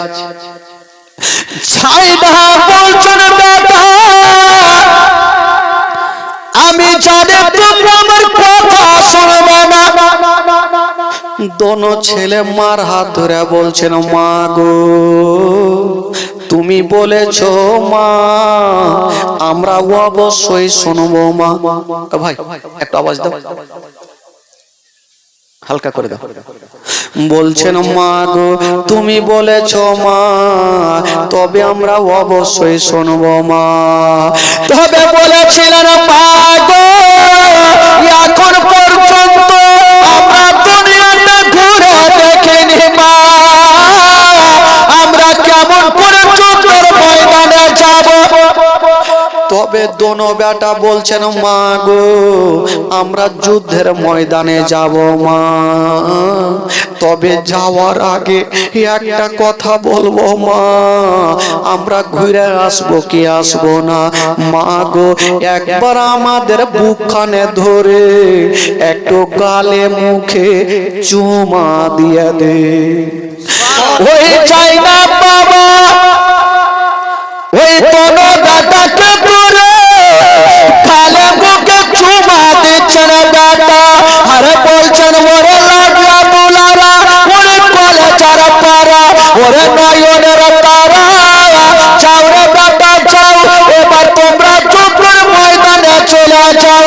বাবা গো তোর ছেলে বলছেন মা গো যাওয়ার আগে মা আমাদের সুন্দর করে আদর করে নেন মা। যাই না সেদিন কি দোনো বেটা কি বিয়ে বাড়িতে ভোজ খাওয়ার জন্য পাঠাচ্ছিলেন না, নিজের গর্দান কাটাতে পাঠাচ্ছে। কোথায়? যুদ্ধের ময়দানে। কেমন ছিলেন বাবা গো, আহলে বাইতের ছেলেরা কত কষ্ট করেছিল ভাই। দুটা ছেলে মার হাত ধরে বলছে মা মা গো আমরা তো যাব মা, তবে ঘুরে আসবো তার কোনো গ্যারান্টি নেই মা, আমরা ছোট্ট ছেলে মা মা আমরা তো চলে যাব মা, একবার আমাদের গালে মুখে চুমা দিয়ে দে মা। জাইনাব দোনো বেটার গালে মুখে চুমা দি দোনো বেটাকে সুন্দর করে সাজিয়ে দিচ্ছেন বাবা আর বলছেন বেটা রে এবার তোমরা চলে যাও বেটা দুইখানা ছোট্ট ছোট্ট তরবারি হাতে। আর বলছেন বেটা যাও তোমরা যুদ্ধের ময়দানে চলে যাও। ওই দোনো ছেলে যেমন যুদ্ধের ময়দানে যাবে মাকে সালাম করে দিয়া ইমাম হোসেনের সামনে গিয়ে দাঁড়িয়ে গেছেন মামা গো ওগো মামা আমাদের খুশি মনে বিদায় দেন গো বাবা। ছোট ছোট ছেলে এত সুন্দর চেহারা। ইমাম হোসেন বলছে ওরে আমার ভাগনারা তোমরা যুদ্ধের ময়দানে যেও না। বলছে মামা গো মামা আমরা আগে গিয়ে নিজের গর্দান কাটাবো, মামা আপনাকে কোনো মতে যেতে দিব না। ইমাম হোসেন দুটা ছোট্ট ছোট্ট জান্নাতি ফুল আলী রাসূল আউনো মোহাম্মদকে বিদায় দিচ্ছেন বাবা। মার কাছে চলে আসলো মা গো আমরা মামার কাছে পারমিশন নিয়ে চলে আসলাম। হায়রে যাইনা কোন ছেলেকে বিদায় দিচ্ছেন বাবা, একটু দূর আগিয়ে গিয়েছেন একটু দূর আগিয়ে গিয়েছেন মা চাই না পিছু থেকে বেটা বলে টাকা দিয়ে দিল দিলেন। পিছন থেকে মা বেটা বলে ডাক দিয়েছেন। দোনো ছেলে চলে আসলো। মা, মাগো তুমি কি জানো না মা, কেউ যখন দিল্লি বোম্বাই যায় পিছন থেকে ডাক দিতে নেই মা। মা, আমরা তো যাচ্ছি মা, তুমি কেন ডাক দিলে? মা বলছেন, বেটা রে, তোমাদের ডাক দিলাম একটা কথা বলার জন্য। বলছে কি কথা? বলছেন, বেটা রে, তোমরা যুদ্ধের ময়দানে যাচ্ছ, যাও বেটা, কিন্তু তোমাদের দুইজনের মধ্যে কাউরি পিঠে যদি তীর লেগে যায় বেটা, আমি তোমার মা দুধের ঋণ মাপ করব না। দোনো ছেলে বলছেন, মাগো এটা কেমন কথা বলছেন মা? হাজার হাজার সৈন্যরা থাকবে, পিছন থেকে তীর চালাতে পারে মা, সামনে থেকে চালাবে, সাইড থেকে চালাবে, ডানে বামে চালাবে মা, পিঠে তো লাগতেই পারে। যাই না বলছেন, বেটা রে না, যদি তোমাদের পিঠে তীরে লাগে বেটা, আমি এটাই জানবো যে তোমরা যুদ্ধের ময়দান থেকে ভয়ে পালিয়ে আসছিলে বেটা, দুশ্মনেরা পিছন থেকে তীর মেরেছে বেটা রে, তোমরা নবী বংশের ছেলে, তোমরা কখনো পিঠ দেখিয়ে পালিয়ে আসবে না বেটা। বেটা রে, যদি তোমাদের পিঠে তীর লাগে আমি জানবো তোমরা ভয়ে পালিয়ে আসছিলে, দুশ্মনেরা পিছন থেকে তীর মেরেছে। দোনো ছেলে বলছেন, মা গো কথা দিলাম মা, আমরা পিঠে তীর লাগতে দিব না, দরকার হলে নিজের বুকে তীর নিব মা, কিন্তু পিঠে তীর লাগতে দিব না। ওই দোনো ছেলে তরবারি ছোট ছোট নিয়া যেন যুদ্ধের ময়দানে পৌঁছে গেল। যেমনই পৌঁছে গেল ওই ছোট ছেলেটা আলী আসগারকে শহীদ করে দেওয়ার পরে, এটা বাহাদুরের কাজ নয় রে, একবার আমার কাছে আয়, একটা কেউ জিন্দা রাখবো না। আই, কে আমার মায়ের দুগ্ধ পান করেছিস, আমাদের মোকাবিলাতে আই। ইবনে সাদ বলল, আরে ওই দুটা ছোট ছোট বাচ্চা এত হুঙ্কার মেরে ডাকছে, একটা লোককে বলছে যা, আর দুটা বাচ্চার গর্দানটা কেটে নিয়ে চলে, একটা লোক চলে গেল, গিয়ে বলছে, ও ছেলেরা তোমরা কেন এসছো? বলে তোমাদেরকে মার্ডার করতে, নবী বংশের ছেলে, তোমাদেরকে মারতে, জবাই করতে। বলে না রে বাবা, তোমাদের চেহারা দেখতে ভালো লাগছে, যাও তোমরা মার কাছে যাও, নচেত তোমরা বাঁচবে না, তোমাদের চেহারা দেখে মায়া লাগছে। দুটা বাচ্চা তার উত্তর কি দিচ্ছেন? বলছেন, ওরে শয়তানেরা রে, আমাদের চেহারা তোদের দেখে ভালো লাগে রে, হোসেনের চেহারা কি তোদের ভালো লাগে না? আমাদের চেহারা ভালো লাগে রে। আলী আসগারের চেহারা কি তোদের ভালো লাগে না? আমাদের চেহারা ভালো লাগে রে। কি বলে, ওই মোহাম্মদ ইব্রাহিমের চেহারা কি তোদের ভালো লাগছিল না? আমাদের চেহারা ভালো লাগে রে। আবুল কাসিমের চেহারা কি ভালো লাগে না? আমাদের চেহারা ভালো লাগে রে। জয়নাবের চেহারা কি ভালো লাগে না? আমাদের চেহারা ভালো লাগে রে। সাকিনার চেহারা কি ভালো লাগে না? যে তাদের জন্য ওরা পানি বন্ধ করে দিয়েছে। এই কথা বলতে নাই, ওই লোকটার মাথা গরম হয়ে গেল। বললো ঠিক আছে, তাহলে কাজ করো, তোমরা যখন মানবে না তবে রেডি হয়ে যাও যুদ্ধের জন্য। ওই দুশ্মন দুরাচার হাতে ছিল তরবারি খানা বাবা, ছোট ছেলেটার দিকে চালিয়ে দিয়েছেন বাবা, যেমন চালিয়েছে মা, বড় ছেলেটার হাতে ছিল তরবারি, বাবা ঢালে এড়ে নিয়েছেন বাবা, আর ছোট ছেলেটা এত জোরে তরবারি চালালো ওই দুশ্মনের গলাতে পড়ে গেল, আর যেমনই গলাতে পড়েছে দুই খণ্ড হইয়া জাহান্নামে পৌঁছে গেল। তাকবীর, নারে তাকবীর। ইমাম হোসেন, ইমাম হোসেন দুই খণ্ড হয়ে পৌঁছে গেল।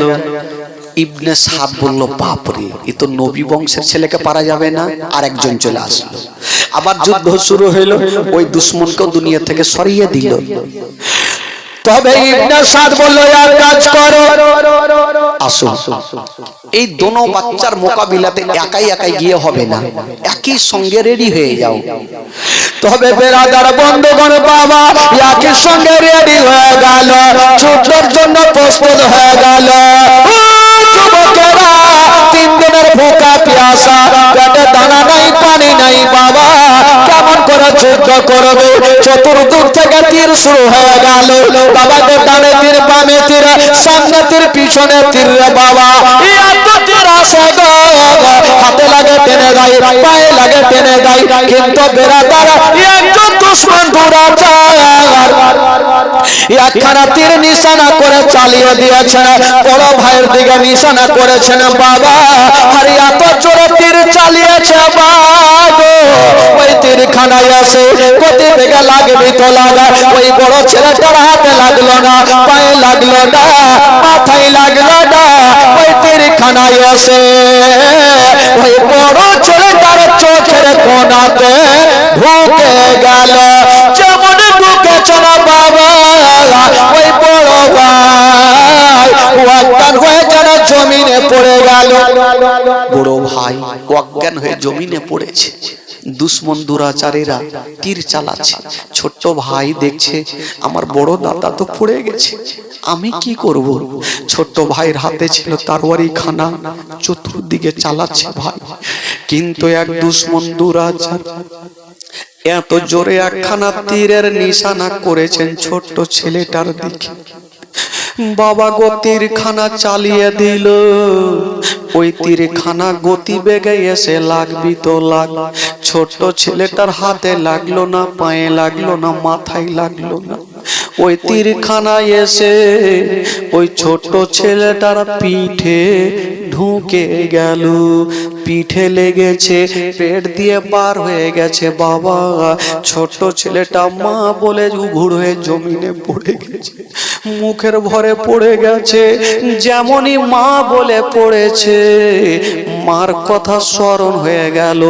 মা বলেছিল, বেটারে যদি তোমাদের পিঠে তীরে লাগে বেটা, আমি তোমার মা দুধের ঋণ মাফ করব না।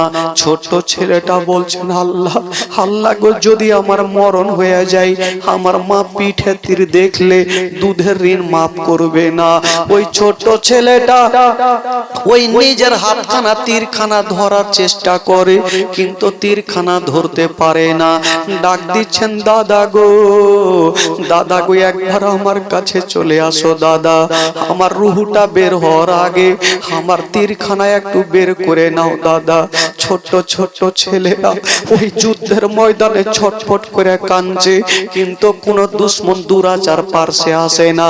যেই মতো সাপ খেলা দেখা হয়, একজন সাপ খেলা দেখায়, আর লোকজন চতুর্দিকে ঘেরাও করে ঘুরে ঘুরে তাকিয়ে থাকে।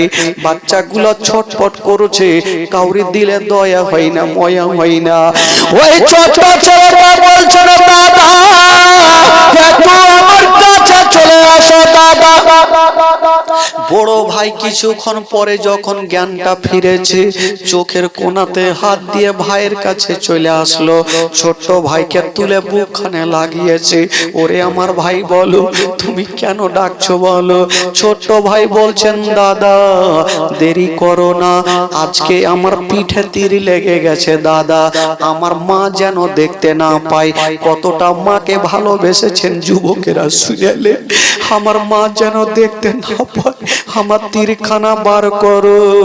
ছোট ছেলেটা উভুর হয়ে শুয়ে গেছে। বড় ভাই তীরখানা ধরে যেমনই টান দিতে যাবে, ছোট ছেলেটা একবার মা বলে কেঁদে গেল। ভাই ভাইয়ের ওপরে ময়া চলে আসলো, তীরখানা ছেড়ে দিল। বাবা গো, ছোট ছেলেটা বলছে, দাদা গো, আজকে ময়া করো না, তীরখানা তাড়াতাড়ি করে বের করো। আবার টান দিচ্ছে, আবার ছোট্ট ছেলেটা হাও করে কাঁদছে। বড় ভাই টানতে পারে না। এক দুশ্মন দুরাচার দৌড়িয়ে চলে আসিল আর বলল, শোনো গো, তোমার ছোট্ট ভাইয়ের তীরখানা আমি টেনে দিব, আমাকে দিয়ে দাও। ওই দুশ্মন দুরাচার, ভাই তো ভাইয়ের ওপরে ময়া ছিল, ওই দুশ্মনের কোনো দিলে দয়া নাই, ময়া নাই, কপালে সিল মোহর লাগা আছে। ওই দুশ্মন কি করলো, একটা নিজের পা ওই ছোট্ট ছেলেটার পিঠের ওপরে চাপিয়ে দিল। যেমনই পিঠের উপরে চাপিয়েছে মা, একটা 10 বছরের ছেলের উপরে একটা বড় লোক যদি পিঠের উপরে পাখানা চাপিয়ে দেয়, বলুন ওই বাচ্চার অবস্থা কি হতে পারে? বাচ্চা ছেলেটা মুখে কথা বলতে পারে, শুধু হাতের ইশারা করছে, কে আছো গো, আমার পিঠ থেকে নেমে যাও, আমি আর সহ্য করতে পারি না। বাবা গো, বড় ভাই বলছে, কে আছো গো, আমার ভাইয়ের পিঠের ওপর থেকে নেমে যাও, আমার ভাই সহ্য করতে পারবে না। ওই দুশ্মন দুরাচার বড় ভাইকে ধাক্কা দিয়ে জমিনে ফেলে দিয়েছে, আর বলল, চিন্তা নাই, আমি তীরখানা টানবো। এতক্ষণে একটা পা ছাপিয়েছিল, ওই দুশ্মন দুরাচার জোড়া পা ওই বাচ্চার উপরে যেন চেপে গেল। ওই জোড়া পা দিয়ে বাচ্চাটার উপরে চেপে গেছে। বাচ্চাটার মুখে কথা বলতে পারে, শুধু চোখ গুলা মনে হয় বেরিয়ে বেরিয়ে চলে আসছে, আর কথা বলতে পারে না। কে আছো গো, আমার পিঠ থেকে নেমে যাও, ইশারা করে বলছে। ওই দুশ্মন দুরাচার তীরখানা ধরে এত জোরে টান দিয়েছে বাবা, তীরখানা তো বেরিয়ে আসিল মা। ওই তীরের আগালে নাড়ি ভুঁড়ি গুলা বেরিয়ে গেল, নাড়ি ভুঁড়ি গুলা বেরিয়ে গেছে। বড় ভাই নিজের জামাটা খুলে ছোট্ট ভাইয়ের পেটে বেঁধে দিয়েছেন বাবা। ছোট্ট ছেলেটা বলছে, দাদা গো, দাদা গো, আমি হয়তো দুনিয়াতে বাঁচবো না, একবার মার কাছে নিয়ে চলো দাদা। ছোট্ট ছেলেটা, দুটা ভাই দৌড়াতে দৌড়াতে মার কাছে চলে গেছে। ছোট্ট ভাই মার হাতখানা ধরে বলছে, মা গো, মা, তুমি আমাকে ক্ষমা করে দাও। কেন রে বেটা? বলছে, মা গো, আমার পিঠে তীরখানা লেগেছিল মা, আমি পালিয়ে আসিনি, খোদার কসম মা, দুশ্মনেরা পিছন থেকে তীর মেরেছে, যাই না, দেরি করলো না। বলছো বেটা রে, আমি জানি রে বেটা, তোমরা নবী বংশের ছেলে, তোমরা কখনো পালিয়ে আসবে না, যাই না। বলছেন বেটা রে, আমি জানি রে বেটা, জানি তোমরা কখনো পালিয়ে আসবে না রে বেটা, তবে যাও রে বেটা, যাও, আর দেরি করো না, তাড়াতাড়ি করে যুদ্ধের ময়দানে আবার যাও। দেখেন ভাই, নাড়ি ভুঁড়ি বেরিয়ে যাচ্ছে, তবুও যাই না। বলছেন বেটা যাও, আমি এখনো খুশি হইনি বেটা, আমি শহীদের মা যতক্ষণ হব না আমার মন শান্তি হবে না, যাও, যুদ্ধের ময়দানে যাও। দোনো বেটা মার হাত ধরে বলছেন, মা গো, মা, মা গো, আমরা তো চলে যাব মা, আমরা ঘুরে আর আসবো না মা, তবে মা গো, আমরা অনেকক্ষণ ধরে যুদ্ধ করেছি মা, যদি পারো মা, তবে এক পেয়ালা আমাদের পানি দাও মা। তবে মা, কথা দিলাম, এক পেয়ালা পানি যদি পাই মা, তবে আমার মামা হোসেনকে ওই যুদ্ধের ময়দানে যাওয়া লাগবে না মা, আমরা সবাইকে নাস্ত নাবুদ করে দিব মা। মা বলছেন, বেটা রে, আমি তোমাদের পানি দিতে পারবো না রে লাল, পানি পারবো না। বলছেন, মা গো, একবার আমাকে পানি দিয়ে দাও মা, আমাদের হুলকুম খানা শুকিয়ে গেছে মা। যাই না। বলছেন, বেটা, তোমরা চিন্তা করো না বেটা, তোমরা দুনিয়ার পরে তোমাদের কপালে নাই বেটা রে, তোমরা দুনিয়া থেকে যাওয়ার পরে তোমরা হাউজে কাউসারের পানি পান করবে বেটা। জোরে বলুন সুবহানাল্লাহ, সুবহানাল্লাহ, আরো জোরে বলুন সুবহানাল্লাহ। বেটা রে, তোমরা তো হাউজে কাউসারের পানি পান করবে, দুনিয়ার পানি তোমাদের নসিবে নাই বেটা। দোনো ছেলে দেখলেন যে না, আর থাকা যাবে না, মার অর্ডার হয়েছে, যেতে হবে, গর্দানকে কাটাতে হবে। দোনো ছেলে আবার মাকে সালাম করে দিয়া, মা মামাকে সালাম করে দিয়া বাবা যুদ্ধের ময়দানে পৌঁছে গেল। যেমন যেতে নাই বাবা, আবার যুদ্ধ শুরু হয়ে গেল। দুই ছেলের হাতে ছিল তরবারি খানা, বাবা যুদ্ধ চলছে রে বাবা, যেদিকে চালিয়ে দেয় দুই চারটা কেটে জাহান্নামে পৌঁছে দেয়। তবে যুবক বন্ধুরা, যার শরীরে নবী বংশের রক্ত আছে গো, তার মোকাবিলাতে কেউ টিকতে পারে না, কেউ বাঁচতে পারে না।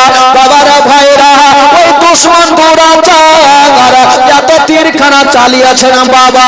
কথাই বলে মারলে মার খেতে হয় বাবা।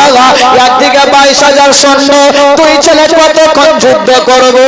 আর চলতে পারে না বাবা, জমিনে পড়ে গেছে। আর দুশমনরা দৌড়িয়ে এসে ওই বাচ্চাগুলাকে জিঞ্জির দিয়ে বেঁধে দিয়েছেন বাবা। হাতে জিঞ্জির, পায়ে জিঞ্জির টাইট করে বেঁধে দিয়েছেন। আর দুশমন দুরাচার গেল আর বলছে ছেলেরা এবার তোমরা মরার জন্য তৈরি হয়ে যাও। ছেলে বলছে ঠিক আছে, আমরা বাঁচতে চাই না, আমরা মাকে কথা দিয়ে এসেছি, আমরা গর্দানকে কাটিয়ে দেব। যাও যাও তোমরা তরবারি চালিয়ে দাও, আমরা দুনিয়াতে থাকতে চাই না। বাবা গো, ওই দুশমন দুরাচারা বাচ্চাগুলো শুয়েছিল বাবা, ওই দুশমন দুরাচারা ছোট্ট ছেলেটার দিকে তরবারি চালাতে গেছে। বড় ছেলেটা উঠে বলছেন, হাগো আমি বড় ভাই থাকতে আমার ছোট্ট ভাইয়ের লাশকে দেখতে পারবো? আপনাদের কি বিবেক নাই? আমাকে আগে আমার গলাতে আগে ছোড়া চালাও। ছোট্ট ভাই বলছেন না, আগে আমার গলাতে চালাও। দুটা ভাই এক অপরের বাবা গো, দুইজন মোহব্বত ভালোবাসা কত। ছোট্ট ভাই বলছে দাদা গো এখনই তরবারি চলবে, কতটা ব্যথা পাবো? বলছে না ভাই আমরা কোনো ব্যথা পাবো না। বলছে কেন? ভাই রে তুমি আমার চোখের দিকে দেখো, আমি তোমার চোখের দিকে দেখবো, তরবারি পড়বে ভাই, আমরা জানতে পারবো না। বাবা তাই করেছিল। দোনো ছোট ছোট ছেলে বাবা গো জমিনে শুয়ে গেল। জমিনে শুয়ে গেছে মা, ওই দুশমন দুরাচার তরবারি খানা চালিয়ে দিয়েছে না বাবা। যেমনই তরবারি চালিয়েছে মা, ওই দুটা ছোট ছোট বাচ্চার গলাতে পড়ে গেছে। যেমনই গলাতে পড়েছে মা গো, দুটা ছোট বাচ্চা আনো মোহাম্মদ দুনিয়া থেকে বিদায় নিয়ে চলে গেছে। সকলে পড়ুন ইন্না লিল্লাহি ওয়া ইন্না ইলাইহি রাজিউন। ইমাম হোসেন দেরি করলেন না, ছুটে যাচ্ছেন বাবা। যেমন গিয়েছেন মা, দুই কি বলে ভাগনারা মাথা বডি খানাকে নিয়ে খিমার মধ্যে চলে আসিল। ও চাই না ওরে বহিন চাই না, ভেজে নাও তোমার ছেলেগুলাকে নিয়ে নাও। বাবা গো মা কেমন ছিল? কোন মা ছোট সন্তানের অবস্থা দেখে মা কেউ দিলকে থামতে পারবে না। চাই না নেওয়ার পরে সন্তানগুলাকে কোলে নিয়েছেন বাবা, কাটা মাথাগুলাকে কোলে নিয়েছেন। চাই না বলছেন আল্লাহ আমার সন্তানেরা আমার কথা শুনে নিজের গর্দানকে কাটিয়ে দিয়েছেন। গাটারে আমি তোমার মা, তোমাদের দুধের ঋণ মাফ করে দিলাম। আরো জোরে বলুন বাবা গো, মায়ের এক ফোঁটা দুধের ঋণ কেউ শোধ করতে পারবে না। কিন্তু কেমন ছিলেন দোনো বেটা, মার কথা শুনে নিজের গর্দানটা কাটিয়ে দিয়েছেন। কবি লিখেছেন বাবা ও মায়ের হিয়া ফোঁটা দুধের ঋণ শোধ হবে না কোনদিন, জন্ম জন্ম হবে করিল সাধনা, দয়াবতী দরদিনী মা, দয়াবতী দরদিনী আমার মা, দয়াবতী দরদিনী মা। মায়ের এক ফোঁটা দুধের ঋণ শোধ হবে না কোনদিন, জন্ম জন্ম করিল সাধনা, দয়াবতী দরদিনী মা, দয়াবতী দরদিনী আমার মা, দয়াবতী দরদিনী মা। জোরে বলুন আরো জোরে, আরো জোরে। সন্তান ভূমিষ্ঠ হলে পরে মানাই তার কোলে তুলে, কষ্টের কথা মায়ের আর মনে থাকে না। সন্তান ভূমিষ্ঠ হলে পরে মানাই তার কোলে তুলে, কষ্টের কথা মায়ের আর মনে থাকে না। আবার একটি সন্তানের কত মাঝে প্রাণ হারায়, সে মাকে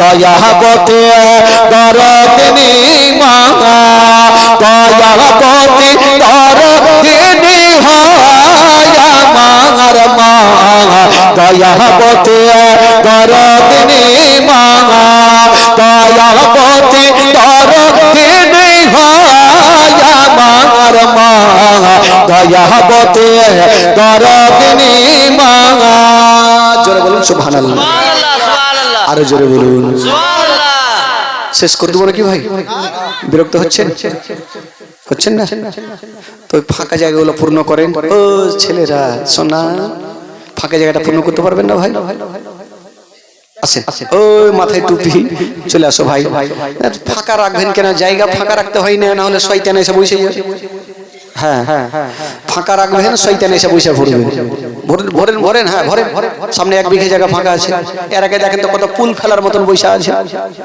চুহাও ঢুকতে পারবেন হ্যাঁ এত সুন্দর হয়ে বসেছে আমার কাঞ্জুসের বেটিরে গালি দিলেই খালা আসলে একবার দরুদ পাক পড়ুন একটু মনটা আপনাদের চাঙ্গা করব আর ইনশাআল্লাহুল আজিজ রাত্রি প্রায় 11:30 হইতে চলল জীবনের নিয়ম হলো 1.5 থেকে 2 ঘন্টা কিন্তু আমি এখানে 3 ঘন্টা করে বলি ব্রাদার আপনাদের মহব্বত ভালোবাসা আছে আর আমরা তো টাটকা যুবক ছাইলা বুঝতেই পারছেন বুড়া ঠুড়া হইলে ব্যাপার আলাদা ছিল 2 ঘন্টা বলতাম বিনা দাঁতের চলে যেতাম তবে আপনারা বৈশা আছেন ভালো লাগছে দেখতেও ভালো লাগছে আর আমাকেও বলতে ভালো লাগবে লোক থাকলে বক্তার সামনে লোক থাকলে এমনিতে ভালো লাগে আর আমাদের স্টেজে হাজার হাজার লোক থাকে ভাই এখানে গোটা পশ্চিমবঙ্গে আমার ঘোরা হয়ে গেছে এমন কোনো কোণা নেই ডিস্ট্রিক্ট নেই পশ্চিমবঙ্গের যে আমার যাওয়া হয়নি আসাম থেকে নিয়ে কুচবিহার থেকে নিয়ে কলকাতা 24 পরগনা উত্তর দক্ষিণ সব জায়গা ঘোরা হয়ে গেছে কিন্তু আপনাদের চান করে জীবনে আসতে পারিনি মালদা ডিস্ট্রিক্টের ছেলে হয়ে এখানে নতুন আসলাম তো নতুন নতুন যখন যাবে তো আদর তো বেশি হবে ভালো নতুন জামাইয়ের আদর খুব ভালো হয় তো আমার আদর ভালো হয়েছে এই জন্য একটু বলছি ভাই তবে আপনাদের এখানে যা বললাম ওই যে পাটুয়াতলিতে বাপরে বাপরে 5 ঘন্টা আপনি চিন্তা করেন 5 ঘন্টা পশ্চিমবঙ্গে কে বলবে ভাই 5 ঘন্টা তো লোক ছিল এরকম জমজমাট লোক ছিল 5 ঘন্টা বললাম তবে বেরাদার বন্ধুগণ ভালোবাসা ইনশাআল্লাহুল আজিজ জীবনে শুনলে হবে না তবে একটু শোনার পরে একটু আমল করতে হবে তাহলেই তো বক্তাকে বলতে ভালো লাগবে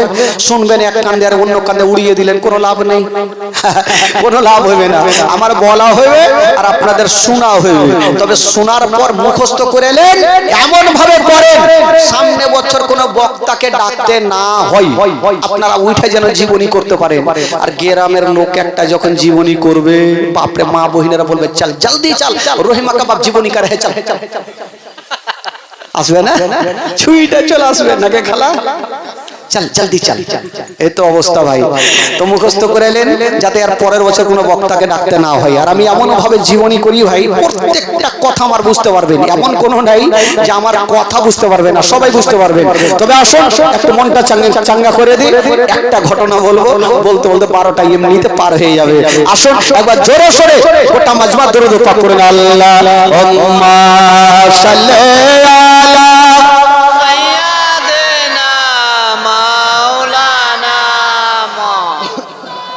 वाला ले सैयदना आला आला सैयदना मौलाना मुहम्मद সাল্লাল্লাহু তাআলা আলাইহি ওয়াসাল্লাম একটু আমার সঙ্গে একটু গোটা মাজমা দিল থেকে প্রাণ থেকে পড়ে তাতে বুঝতে পারবে এলাকার লোক চানপাড়া মারওয়াবাদী শেখ পাড়াতে জীবনী চলছে গোটা মাজমা পড়েন আমার জান মদিনা আমার প্রাণ মদিনা ভুলে যেতে চাইলে ভোলা যায় না আমার জান মদিনা আমার প্রাণ মদিনা আমার জান মদিনা আমার প্রাণ মদিনা ভুলে যেতে চাইলে ভোলা যায় না আমার জান মদিনা আমার প্রাণ মদিনা আমার জান মদিনা আমার প্রাণ যেতে চাইলে ভোলা যায় না। না ভুললে আমি কি করবো?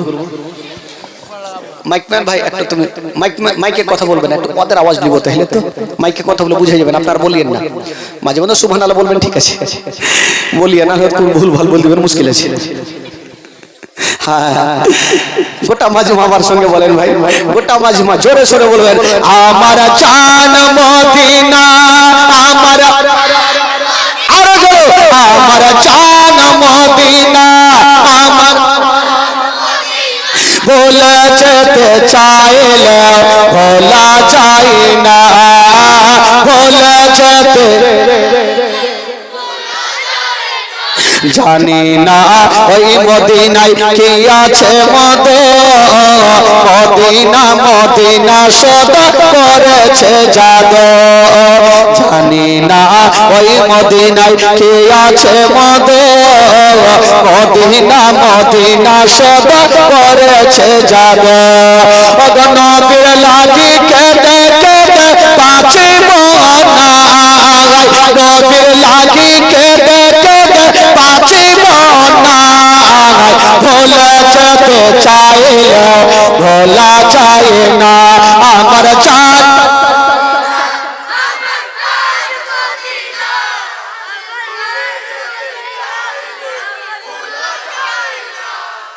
দেখি কেমন হইল, ऐसे करके बोलने से होगा, ऐसे बोलो तिरपाल को फाड़ दो, जो होगा देखा जाएगा। একটু জোরে বলেন ভাই, ইমান তাজা হবে। জানেন আমার গলা বসবে বসবে, সবারই বসিয়ে বাড়ি থেকে এখান থেকে যাব, 5 দিনের মেহমান আছি, কালকে বক্সের তার ফার কাইটে বাড়ি চলে যাব। আর আমার রেকর্ড আছে ভাই, এ মাইক মেরার 6টা স্পিকার কাটিয়েছিলাম এই বাগিচা বাড়িতে। ও ভালো করে জানে, জানে যে এক স্পিকার জোরে দিলে ফের কাটবে। 6টা কাটিয়েছিলাম, মোটামুটি 6000 টাকা লস। ওই জন্য ও সামানটা কমিয়ে রাখছে, বুঝতে পারছে এই বাদিয়ার হুড়কি যদি দিয়ে দেয় ফের মুশকিল আছে। বাগিচা বাড়ি, বাম্মা মোড়, সাম্মা মোড় সব জায়গায় জীবনী করেছি, কোনো জায়গা বাদ নাই। এদিকে আপনি বৈষ্ণব চলে যান, কালীনগর, টুকিটোলা, জাহিরটোলা, এই টোলা, ওই টোলা, ছাট্টাওয়ালা সব টোলাতে করেছি। এমন টোলা নাই ওইদিকে আমাকে চিনে, একটা বাচ্চা ছেলে চিনে। যখন আমি চলে যাবো ভাই তো বুঝা গেল হ্যাঁ বাদিহে চলে এসছে। একদম লো জায়গা দিতে পারবে না, আমার জায়গা হলে আমি গেলে বড় জায়গা হবে, ডবল জায়গা করতে হবে, না হলে হবে না ভাই। প্রথম চান্সে আপনারা তো জানেন না, আমাকে দেখেননি, মোবাইলে দেখেছেন, আজকে জিন্দা দেখছেন, মোবাইলে মরা দেখেছে, আজকে জিন্দা দেখছে যে কেমন আছে না আছে। চল একটু শুই নেই, একবার শুনবেন তাহলে না বুঝতে পারবেন। যারা দাঁড় ইসলাম বন্ধু কেন বাবাজি, তবে একটু কথা মাঝে বলবেন, আমার চান মদিনা, আমার আমার চান মদিনা, আমার প্রাণ মদিনা, ভোলা যেতে চাইলে ভোলা যায় না, ভোলা যেতে মদিনার কথা গুলি ভাবি বারে বার, কবে আমি দেখা পাবো রোজা তোমার, মদিনার কথা গুলি ভাবি বারে বার, কবে আমি দেখা পাবো রোজা তোমার, মদিনাতে গিয়ে মোরা হলাম দিওয়ানা, মদিনাতে যাবো মোরা হলাম দিওয়ানা, ভোলা যেতে চাইলে ভোলা যায় না, আমার চান জোরে, আমার চান মদিনা, ভোলা যেতে চাইলে ভোলা যায় না, ভোলা যেতে বদর আছে খন্দক আছে ওহদের পাহাড়, নবীর লাগি এই কালেমের বেতার পাহাড়, বদর আছে খন্দক আছে ওহদের পাহাড়, নবীর লাগি এই কালেমের বেতার পাহাড়, মদিনাতে যাবো মোরা হলাম দেওয়ানা, মদিনাতে যাবো মোরা হলাম দেওয়ানা, ভোলা যেতে চাইলে ভোলা যায় না, আমার চান মদিনা,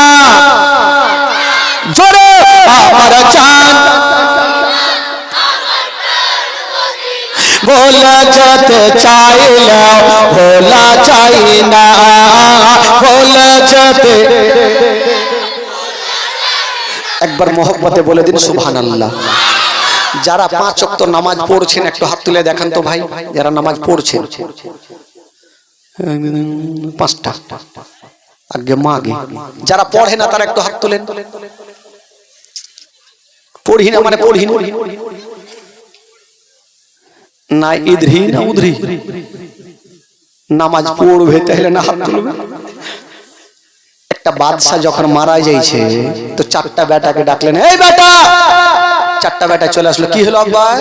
বেটা রে, আমি যখন মারা যাব তো আমার জানাজার নামাজ ওই ব্যক্তি পড়াবে যার জীবনে নামাজ কাজা হয়নি। এ কথা বলে বাদশা মারা গেল। আর 4টা বেটা ভাবলো, বাপরে বাপ তো বলেছে মরা যাওয়ার আগে যে যার নামাজ কাজা না ওই জানাজা পড়াইবে। চল মুফতি সাহেবের কাছে গেল, ওরও নামাজ কাজা। পীর সাহেবের কাছে গেল, ওরও নামাজ কাজা। সারা দিন ঘুরেছে, ইমাম সাহেব জুতা ছিঁড়ে গেল, ইমাম পাইনে। এরা ভাবলো হায় আল্লাহ, বাপ কি বলে গেল, সারা দিন ঘুরলাম জুতা ছিঁড়লো, ইমাম পাই না। 4টা বেটা বেচারা কাঁদছে আর মাঠ ফাঁকা, মাঠ দিয়ে চলে আসছে। একটা লোক নেংটি মানে ওই যে লুঙ্গি সেমটা নেংটি কইছে হালবাহি ছিল, লেংটি বুঝলেন? নেংটি কি বলে ওইটাকে? একজন লুঙ্গিকে একদম টাইট করে বেঁধে দিলে কি কয় ওইটাকে? নেংটি। কোনখানে ফের বলছে যে পাঠা। ভাষা তো ফের আলাদা আলাদা আছে। ও লেঙ্গুটি কইসা হাল বাহিছে। ও 4টা বেটার চোখে পানি দেখে বলছে, এই তোমরা কাঁদছো কেন? বলে ভাই আর বলিও না, আমার বাবা মারা যাওয়ার আগে বলেছিল যার নামাজ জীবনে কাজা হয়নি ওই আমার নামাজ পড়াবে জানাজা। ভাই রে, আমরা সারা দিন ঢুকলাম, ইমাম সাহেব জুতা ছিঁড়ে গেল, ইমাম পাই না। ওই লোকটা বলছে তোমরা ভালো জায়গাতে এসছো, আমার জীবনে নামাজ কাজা হয়নি। আর 4টা বেটা কত খুশি, ওকে বুকে নিয়েছে। বাপরে বাপরে, ইমাম তো পেয়েছে। লিয়ে গেল, নামাজ হয়ে গেল, মাটি দেওয়া হয়ে গেল। ওই জানাজার নামাজে মাওলানা সাহেব, হাজি সাহেব, মুফতি সাহেব সবাই তো এসছে। তো আলিমুল মাহার জিজ্ঞেস করছে, হ্যাঁ রে, আমরা আলিমুল মাহে আমাদের নামাজ কাজা হইলো, আর এই লোকটা সারাদিন নেঙ্গুটি কইসা হাল বাহে, আর কি নামাজ কাজা হয়নি? চল তো জিজ্ঞেস করবো। ডাকলো, এদিকে আসো। আরে ভাই, তোমার কি নামাজ জীবনে কাজা হয়নি? বলে ধুর মাওলানা সাহেব, এটা কেমন কথা বলছেন? আমি তো বাপ জন্মে নামাজই পড়িনি, তো কাজা কোন পাবো? নামাজ পড়বো তাইলে না কাজা হবে? ওই তো অবস্থা ভাই, নামাজ পড়বে তাইলে না হাত তুলবে। জীবনী লাগিয়েছি বলবো। আমি শুনলাম এই গ্রামের কমিটি যারা জীবনী লাগিয়েছে তারা অলরাউন্ডার আছে। অলরাউন্ডার বুঝলে? এদিকেও আছে, এদিকেও আছে, ওইদিকেও আছে, সব দিকে আছে। ভাই জীবনী তো লাগিয়েছেন ভাই রে। আপনারা যদি ভালো হয়ে চলেন অটোমেটিক দেখবেন গোটা গ্রাম আস্তে আস্তে করে ভালো হয়ে যাবে। ভালো পথে চলবেন ভাই, জীবনী লাগিয়েছেন আপনারা। আচ্ছা, কমিটি যে কটা আছেন একটু হাত তুলেন তো দেখি, যে কমিটি কটা আছে? খাড়া কান্না হো। কমিটি যে কটা আছে একটু হাত তুলেন। আগে মাগে মরে গেনু। ও ভাবছে যদি হাত তুলে দিই তাহলে ফের মুশকিল আছে। আমি বলবো সোনারে, নামাজ পড়ো ভাই। জীবনী লাগিয়েছেন আপনারা, খুব ভালো কাজ করেছেন। 15 বছর থেকে জীবনী করছেন, মানে ইসলামের চর্চা হতেই থাকছে। তো আপনারা ভালো কাজ করছেন, কিন্তু এই দিকে তো করতে হবে, নামাজ পড়তে হবে, ভালো কাজে চলতে হবে, তাহলে তো হবে। বেরাদার বন্ধুগণ, বাবাজি আমার ভাইরা, তবে আসুন একবার দরুদ পাক করুন। এবার জীবনী যেখান থেকে ছেড়েছিলাম আবার সেখান থেকে শুরু হবে। আল্লাহুম্মা সাল্লি আলা সাইয়্যিদিনা মাওলানা মুহাম্মদ ওয়া আলা আলি সাইয়্যিদিনা ওয়া আলা আলি সাইয়্যিদিনা মাওলানা মুহাম্মদ সাল্লাল্লাহু তাআলা আলাইহি ওয়াসাল্লাম। মুহাব্বতে বলুন সুবহানাল্লাহ, সুবহানাল্লাহ। একের পর এক ইমাম হুসাইন লাশগুলোকে নিচ্ছেন আর কারবালায় দাফন করছেন। বাবা গো, বেটার লাশ নিয়ে যাচ্ছে, ভাগনার লাশ নিয়ে যাচ্ছে। বলুন তো সেদিন ইমাম হুসাইনের অবস্থা কেমন হয়েছিল। তবু ইমাম হোসেন সবুরের পাহাড় হয়ে দাঁড়িয়ে আছেন। ইমাম হোসেন যুদ্ধের ময়দানে এবার ভাবছেন, আমি যতক্ষণ যাব না কারবালার যুদ্ধ থামবে না। ইমাম হোসেন যাওয়ার জন্য রেডি হচ্ছেন। তবে যেমন রেডি হচ্ছেন বাবা, উনারই একটা ভাতিজা ইমাম হাসানের বেটা আবুল কাসিম এসে দাঁড়িয়ে গেল না। চাচা গো, চাচা আপনি কোথায় যাবেন চাচা? বলছেন ভাতিজা রে, আমি যাবো সেই যুদ্ধের ময়দানে। বলেছিলেন চাচা গো, চাচা গো, আমি থাকতে আপনাকে যেতে দিব না চাচা, আমাকে খুশি মনে বিদায় দেন গো চাচা, আমি যাবো সেই যুদ্ধের ময়দানে। ইমাম হোসেন বলছেন, না ভাতিজা, আমি যাকে পাঠালাম যুদ্ধের ময়দান থেকে ঘুরে আসলো না বাবা, আমি আর কাউকে পাঠাবো না, আমি যাব। আবুল কাসিম বলছেন, চাচা গো, এটা কথা বলছেন? আমার আব্বা আপনাকে কি বলে গেছিল? বেটা রে, তোমার চাচা বিপদে যদি পড়ে বেটা, তুমি সে বিপদে আগে থাকিও বেটা। চাচা, আপনি নিজের গর্দান কাটাতে যাবে? চাচা গো, আমাকে হুকুম দেন চাচা, আমি যাব, আমি যুদ্ধ করব, আমি সাকিনার জন্য পানি নিয়ে আসবো, উম্মে কুলসুমের জন্য পানি নিয়ে আসবো চাচা, আমাকে হুকুম দেন। ইমাম হোসেন কি বলে, আবুল কাসিমকে বুকখানে জড়িয়ে ধরে বলছেন, ভাতিজা তুমি যাচ্ছ যাও ভাতিজা, তবে একটা কথা মাথায় রাখিও বেটা, যুদ্ধের ময়দান থেকে তুমি ভয়ে পালিয়ে আসিও না। আবুল কাসিম বলছেন, চাচা গো, আমি কথা দিলাম চাচা, যুদ্ধের ময়দান থেকে আমি পালিয়ে আসবে না চাচা। বলুন তো 10ই মুহররমের দিনে কতটা কষ্ট করেছিল বাবা, এই জন্য তো কবি লিখেছেন বাবা, ও 10 মুহররম দিনে জুমারি ওয়াক্তে কারবালাতে ভেসে গেল হুসাইনের রক্তে। জোরে বলুন, ও 10 মুহররম দিনে জুমারি ওয়াক্তে কারবালাতে ভেসে গেল হুসাইনের রক্তে। আজ সেদিন মোদের জগৎকে কাঁদাই রে, ইসলামের জন্য হলেন হোসাইন শহীদ কারবালায় রে, ইসলামের জন্য হলেন হোসাইন শহীদ কারবালায় রে, ইসলামের জন্য হলেন হোসাইন শহীদ কারবালায় রে।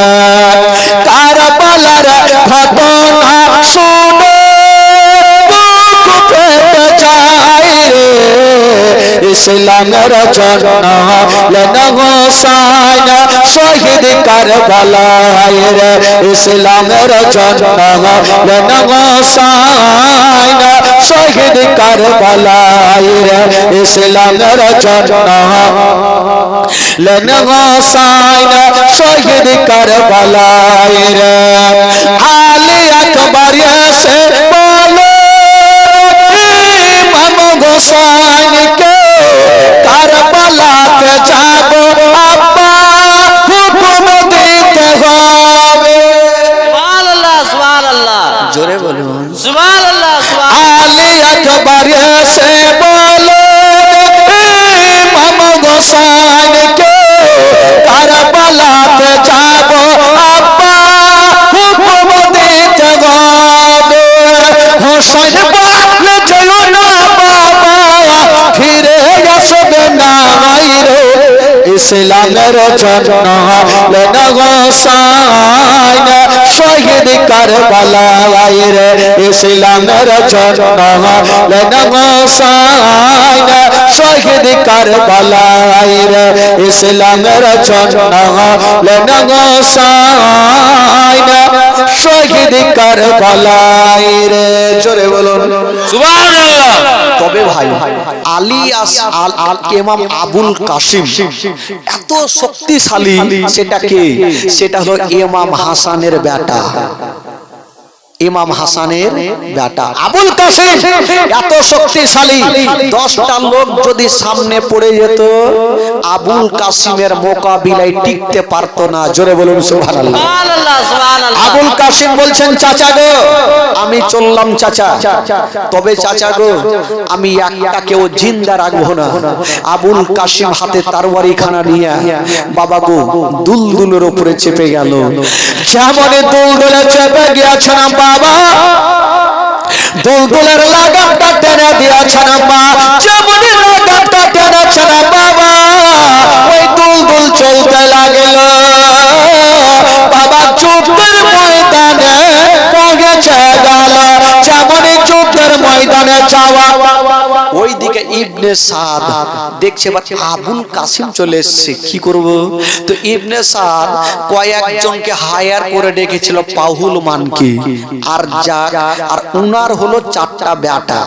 টোটাল কয়টা হলো? বাপ আর 4টা বেটা। কয়জন হলো? 5 ভাই নাকি? 5 বাপ বেটা। আর যা এত পাহুলমান, তার সামনে হাজার হাজার লোক থাকলেও তাকে ভয় পাই। ওই লোকগুলোকে হায়ার করে ডেকেছিল আবুল কাসিমের মোকাবিলাতে। ইবনে সাদ বলছে, আর যা আবুল কাসিমকে যুদ্ধের ময়দানে ডাকছে। ইবনে সাদের লোকেরা আলী আসগরকে শহীদ করে দিয়া বাহাদুরের কাজ নয়, আলী আকবরকে শহীদ করে দিয়া বাহাদুরের কাজ নয়, আউন মোহাম্মদকে শহীদ করে দিয়া বাহাদুরের কাজ নয়, আমি হলাম ইমাম হুসাইনের ভাতিজা, ইমাম হাসানের বেটা, একটাকে ও জিন্দা রাখবো না, একবার আমার মোকাবিলাতে আই। কেউ যাই না। ইবনে সাদ বলছে, আর যাকে পাহুলমানকে, আর যা যা। আর আবুল কাসিমের মাথাটা কেটে নিয়ে চলে আই। তো আর যাক বলছে মাথা খারাপ। বলে কেন? বলে আমি এত বড় পাহুলমান আর এ সামান্য একটা ছেলের সঙ্গে মোকাবিলাতে করতে যে মান সম্মান হারাবো, ওর লাগে আমার ছোট্ট বেটাই কাফি।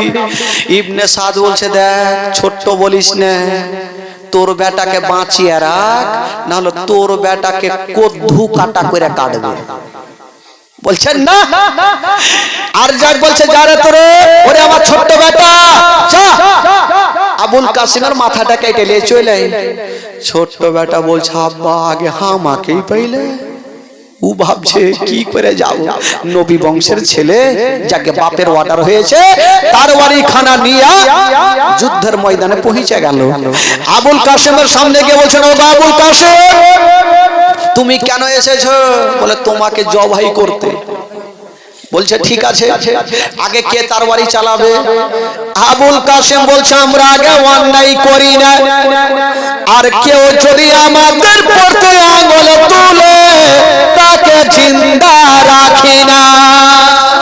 সুবহানাল্লাহ সুবহানাল্লাহ। জোরে বলুন সুবহানাল্লাহ সুবহানাল্লাহ। বংশের ছেলে আগে অন্যায় করে না, আর কেউ যদি তাদের প্রতি আঙুল তুলে তাকে জিন্দা রাখি না। কে আগে মারবে? বলে আগে তুমি মারো। ও আরজাকের বেটা ভাবছে একে মারবো, শেষ করে দিব। আরজাকের বেটা তরবারি খানা তুলেছে না বাবা, এত জোরে তরবারি তুলেছে গো, আবুল কাসিমের দিকে চালিয়ে দিল। আবুল কাসিম বাবা ওই তরবারি খানা ঢালে নিল। আবুল কাসিমের কিছুই হইল না। আবুল কাসিম বলল, আরজাকের বেটা এবার তোকে কুমড়া কাটা করে কাটবো, এবার তৈরি হয়ে যা। বলো ঠিক আছে, এবার চালাও। নবী বংশের ছেলে হাজার হইল, যার শরীরে নবী বংশের রক্ত আছে তার তো এমনিতেই বাবা গো পাহুলমানের মতো। আবুল কাসিম তরবারি খানা নিয়েছে না বাবা, এত জোরে চালিয়েছে না বাবা, এত জোরে চালিয়ে দিয়েছে না বাবা। আর জাকের বেটা ঢাল হারিয়েছে না বাবা, আর ওই ঢালকে 2 খণ্ড করে বাবা গর্দানে পড়ে গেছে, আর 2 খণ্ড হয়ে জাহান্নামে চলে গেছে। নারে তাকবীর, নারে রিসালাত, কারবালা ময়দান জিন্দাবাদ, ইমামে হোসেন জিন্দাবাদ। কয়টা ছিল ভাই পাহুলমান? কটা ছিল? জোরে বলুন, কটা ছিল? 5টা। মানে বাপকে নিয়ে 5টা, কয়টা কদ্দু কাটা হইল, থাকলো কয়টা। এবার ইবনে সাদ বলছে আর যাক, আমি তোমাকে বলেছিলাম বেটাকে বাঁচিয়ে রাখো, দেখো তোমার বেটা কদ্দু কাটা হইল, এবার তুমি যাও 3টা বেটাকে বাঁচিয়ে রাখো। বলেন না, যা তোর আমার 3 নম্বর বেটা, যা তোর ভাইয়ের বদলা নিয়ে আয়। ও দেখছে বাপের অর্ডার হয়েছে, আমাকেও যেতে হবে। ও বাবা চলে গেছেন যুদ্ধের ময়দানে, যেমন যেতে নাই বাবা যুদ্ধ শুরু হয়ে গেল। আরে যেমন যুদ্ধ শুরু হয়েছে আবুল কাসিম এত জোরে তরবারি চালিয়ে দিয়েছে না, ওই আরজাকের বেটাকে 2 খণ্ড করে জমিনে ফেলে দিল। কয়টা গেল? 2টা। থাকলো কয়টা? 3টা। এবার ইবনে সাদ বলছে আর যা, তোর 2টা বেটা চলে গেছে, তোর 2টা বেটাকে রাখ আর তুই যা। বলছেন না, এখনো 2টা বেটা বাইচা আছে, যা তোর আমার 2 নম্বর বেটা, যা তোর ভাইয়ের বদলা নিয়ে আয়। ওই বেটা বলছে আমি যাব না। ও দেখছে বাপ, আমিও যদি যাই আমিও কদ্দু কাটা হবো, কিন্তু ফুইটা তোর বলতে পারছে না, যা তোর ভাইয়ের বদলা নিয়ে আয়। উনিও চলে গেছে, যা বলছে আবুল কাসিম এবার তুমি মরার জন্য তৈরি হয়ে যাও। আবুল কাসিম বলছে তোকে মারবো না, তুই আগে তোই ভাইয়ের কাছে তুই শুইতে যা, তোকে মারবো না, তুই আগে শুইতে যা, না হলে বাঁচবি না। বাবা গো, ওই আবুল কাসিমের কথা শুনে ওই আরজাকের বেটার বাবা গো পাহুল মানে রাগ হয়ে গেল, তরবারি চালাতে আরম্ভ করলো, যুদ্ধ শুরু হয়ে গেল। আরে যেমন যুদ্ধ শুরু হলো গো, আরজাকের বেটারা গর্দানে মেরেছে না বাবা, 2 খণ্ড হয়ে জাহান্নামে চলে গেছে। বলুন তো বাবা গো, 5 জন থেকে 3টা মাইনাস থাকলো কয়টা? 2টা। এবার ইবনে সাদ বলল আর যাক, এবার তোর একটাই পুঁজি, ওইটাকে বাঁচিয়ে রাখ, এবার তুই যা। বলেন না, মান সম্মান থাকবে। যারে বেটা তোর 4টা ভাইয়ের বদলা নিয়ে 3টা ভাইয়ের, ই বাবা গেল আর উনাকেও জাহান্নামে পৌঁছে দিল। থাকলো কয়টা? ইবনে সাদ বলছে আর যাক, তুমি যদি যাইতে তোমার 4টা বেটা কত আরামে থাকতো, কদ্দু কাটা হয়েছে।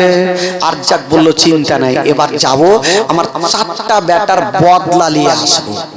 আর যাক তো ভাই নেমে গেছে, ফিল্ডে চলে গেছে। আর ফিল্ডে গিয়ে ভাই এদিকে মাথা ঝুলাইছে, ওইদিকে ঝুলাইছে, ওইদিকে ঝুলাইছে। দেখবেন এদিকে বল খেলা, ফুটবল খেলা হয় যখন, দেখবেন প্লেয়ার নামবে, নামার 10 মিনিট আগে নামবে, এদিকে মাথা ঝাড়বে, ওইদিকে ঝাড়বে, যার চুল বড় আছে ওইদিকে ঝাড়বে। কিছু কিছু যুবক ছেলেরা থাকে না, কিছু কিছু যুবক ছেলেরা থাকে পিছনে চুল নাই, সামনে বাড়কা বাড়কা হাতির মতন চুল। হ্যাঁ, আর ওই রকম তো আছে, তো আছে কিছু ছেলের ফের এরকম থাকে, বকরি বাবা কোন জায়গাতে পেচ্ছাপ করতে পাইনি, ওর এখানে পেচ্ছাপ করে দিয়েছে, চুল লাল। আরে বাবা তোর বকরি কোন জায়গাতে পাইনি, এখানে পেচ্ছাপ করেছে হুজুর। এটা হলো স্টাইল। কোন স্টাইল? America style. যুবক ছেলেরা ওখানে করে ভাই। দাদা বন্ধুরা, এবার আরজাক পাহুল মানের মতো লাফাচ্ছে, আগে ভাই ব্যাটার বদলা নেবে। ইমাম আবুল কাসিম চিন্তা করলেন, একে যুদ্ধ করে পারা যাবে না, একে বুদ্ধি করে মারতে হবে। কিছু বুদ্ধির ওপর দরকার হয়, শুধু শক্তি থাকলেও হয় না, কিছু বুদ্ধির খাতিরেও কাজ হয়। আবুল কাসিম চিন্তা করলে একে মারবো তো মারবো কি করে। ওই যখন বাবা দুলদুল থেকে নামছে, তো আবুল কাসিম বলছেন ও আরজাক, বলে কি হলো? বলে আমি শুনলাম তোমার মতন পাহুল মান দেশে নাই। বলে হ্যাঁ সত্যি শুনেছো। বলে আজকে বুঝা গেল, আমি জানলাম যে তোমার মতন মোটা বুদ্ধা পাহুল মান দেশে নেই। আর যাকের মিজাজ খারাপ, আমাকে আর মোটা বুদ্ধা বলে? আমার এক ঘুষিতে গোটা পাহাড় সুরমা হয়ে যায়, এক ঘুষিতে সবারই ডায়রিয়া হয়ে যায়, আর আমাকে পাহুল মান মোটা বুদ্ধা বলছে। বলে কেন? বলে হ্যাঁ আমি আজকে বুঝে গেলাম তোমার মতন মোটা বুদ্ধা পাহুল মান নাই। বলে কি হয়েছে? বলে তুমি যে দুলদুলে এসছো, দুলদুলের জেরাটা লাগামটা উল্টা করে লাগিয়েছো। ই ভাবছে মানুষ মাত্র ভুল হইতেই পারে, দেখি তো। একবারই ছাপড়ে গিয়ে দুলদুলের এটা দেখছিল বাবা, যেমনই ছাপড়ে গিয়েছেন বাবা, আবুল কাসিম ভাগলো, একে এক্ষুনি মার্ডার করে দিও। হাতে ছিল তার বাড়ি খানা, বাবা দেরি করলো না, এত জোরে চালিয়ে দিয়েছে না বাবা, এত জোরে চালিয়েছে ওই আর জাকের বাবা এই ঘাড়ের ওপরে পড়ে গেল। যেমন ঘাড়ে পড়েছে বাবা দুই খণ্ড হইয়া জাহান্নামে পৌঁছে গেল। নারে তাকবীর, কয়টা গেল? নারে রিসালাত। আচ্ছা কয়টা গেল ভাই? থাকলো কয়টা? এই কইছে জিরো, মানে থাকলো না, মানে জিরো। এইবার ইবনে সাদ একটা লোককে বলছে তুই যা আর আবুল কাসিমের মাথা কেটে লিয়ে আয়। ওই লোকটা বলছে আমাকে বেতন দিলেও ভালো, না দিলেও ভালো, চাকরি করব না, চাইয়া চিনতে খাবো। বড় বড় পাহুল মান পারলো না আর আমাকে বলছে যাও, ভুল করে যাবো না। ওই লোকটা তো চলে গেল। আবার একটাকে ডেকে বলছে যা। ওই লোকটা বললো হুজুর আমিও চললাম, ভুল করে ও যাবো না। ইবনে সাদ বলল না, একে এইভাবে পারা যাবে না, একজন একজন করে যদি পাঠানো যায় পারা যাবে না। কি করব? আসো সবাই মিটিং করে নি। ইনারা মিটিং করছে। আবুল কাসিম চিন্তা করলেন আমি একবার যাই, একবার আমার চাচার সঙ্গে একটু কথা বলে চলে আসি। আবুল কাসিম এক পা দুই পা করে চলে গেছেন, চাচার সামনে গিয়ে দাঁড়িয়ে গেছেন। চাচা গো, চাচা গো, বলছেন ভাতিজা তুমি কি পালিয়ে চলে আসলে? বললেন না চাচা, আমি কয়েকজনকে মার্ডার করে এসেছি চাচা। তবে ভাতিজা রে কেন তুমি আসলে বলো? বলছেন চাচা গো আমার মোকাবিলায় কেউ আসতে চাহে না, তারা মিটিং করতেছিল, তার জন্য চাচা ভাবলাম একবার আপনার চেহারাখানা দেখে নিব চাচা। ইমাম হোসেন বলছেন ভাতিজা এসো একবার আমার বুকখানে এসো। ইমাম হোসেন আবুল কাসিমকে বুকে লাগায়া গালে মুখে চুমা দিচ্ছেন। বাবা আবুল কাসিম বলছেন চাচা, চাচা গো একটা কথা বলবো গো চাচা।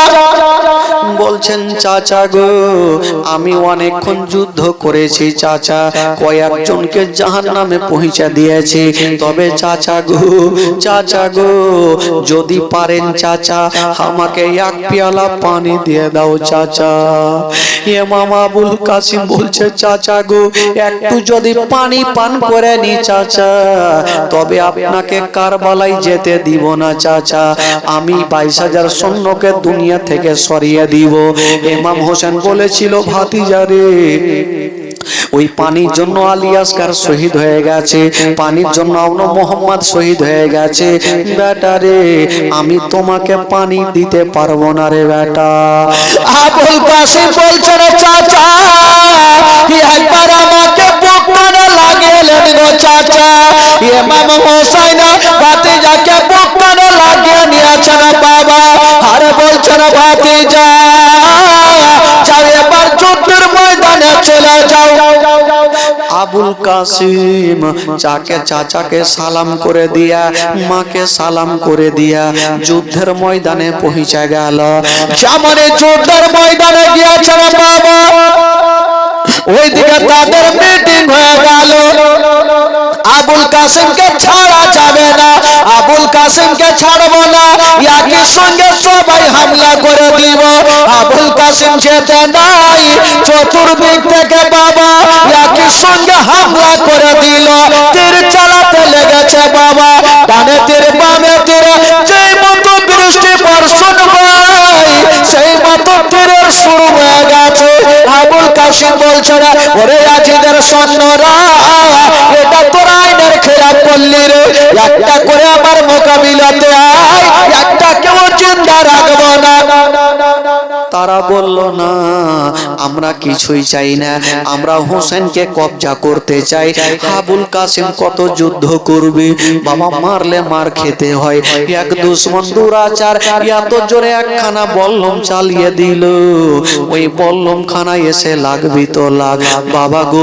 আবুল কাসিমের যেন নাভিতে ঢুকে গেল, যেমনই ঢুকেছে আবুল কাসিম দাঁড়িয়ে থাকতে পারলেন না বাবা গো, জমিনে চলে আসিল। যেমনই জমিনে চলে আসে না ডাক দিচ্ছে চাচা গো চাচা গো আমার লাশকে নিয়ে যান গো চাচা। ইমাম হোসেন দেরি করলেন না, বাবা ছুটে চলে গেছেন বন্ধুরা। ভাতিজাকে বুকে করে নিয়ে বাবা খিমাতে নিয়ে চলে আসিল।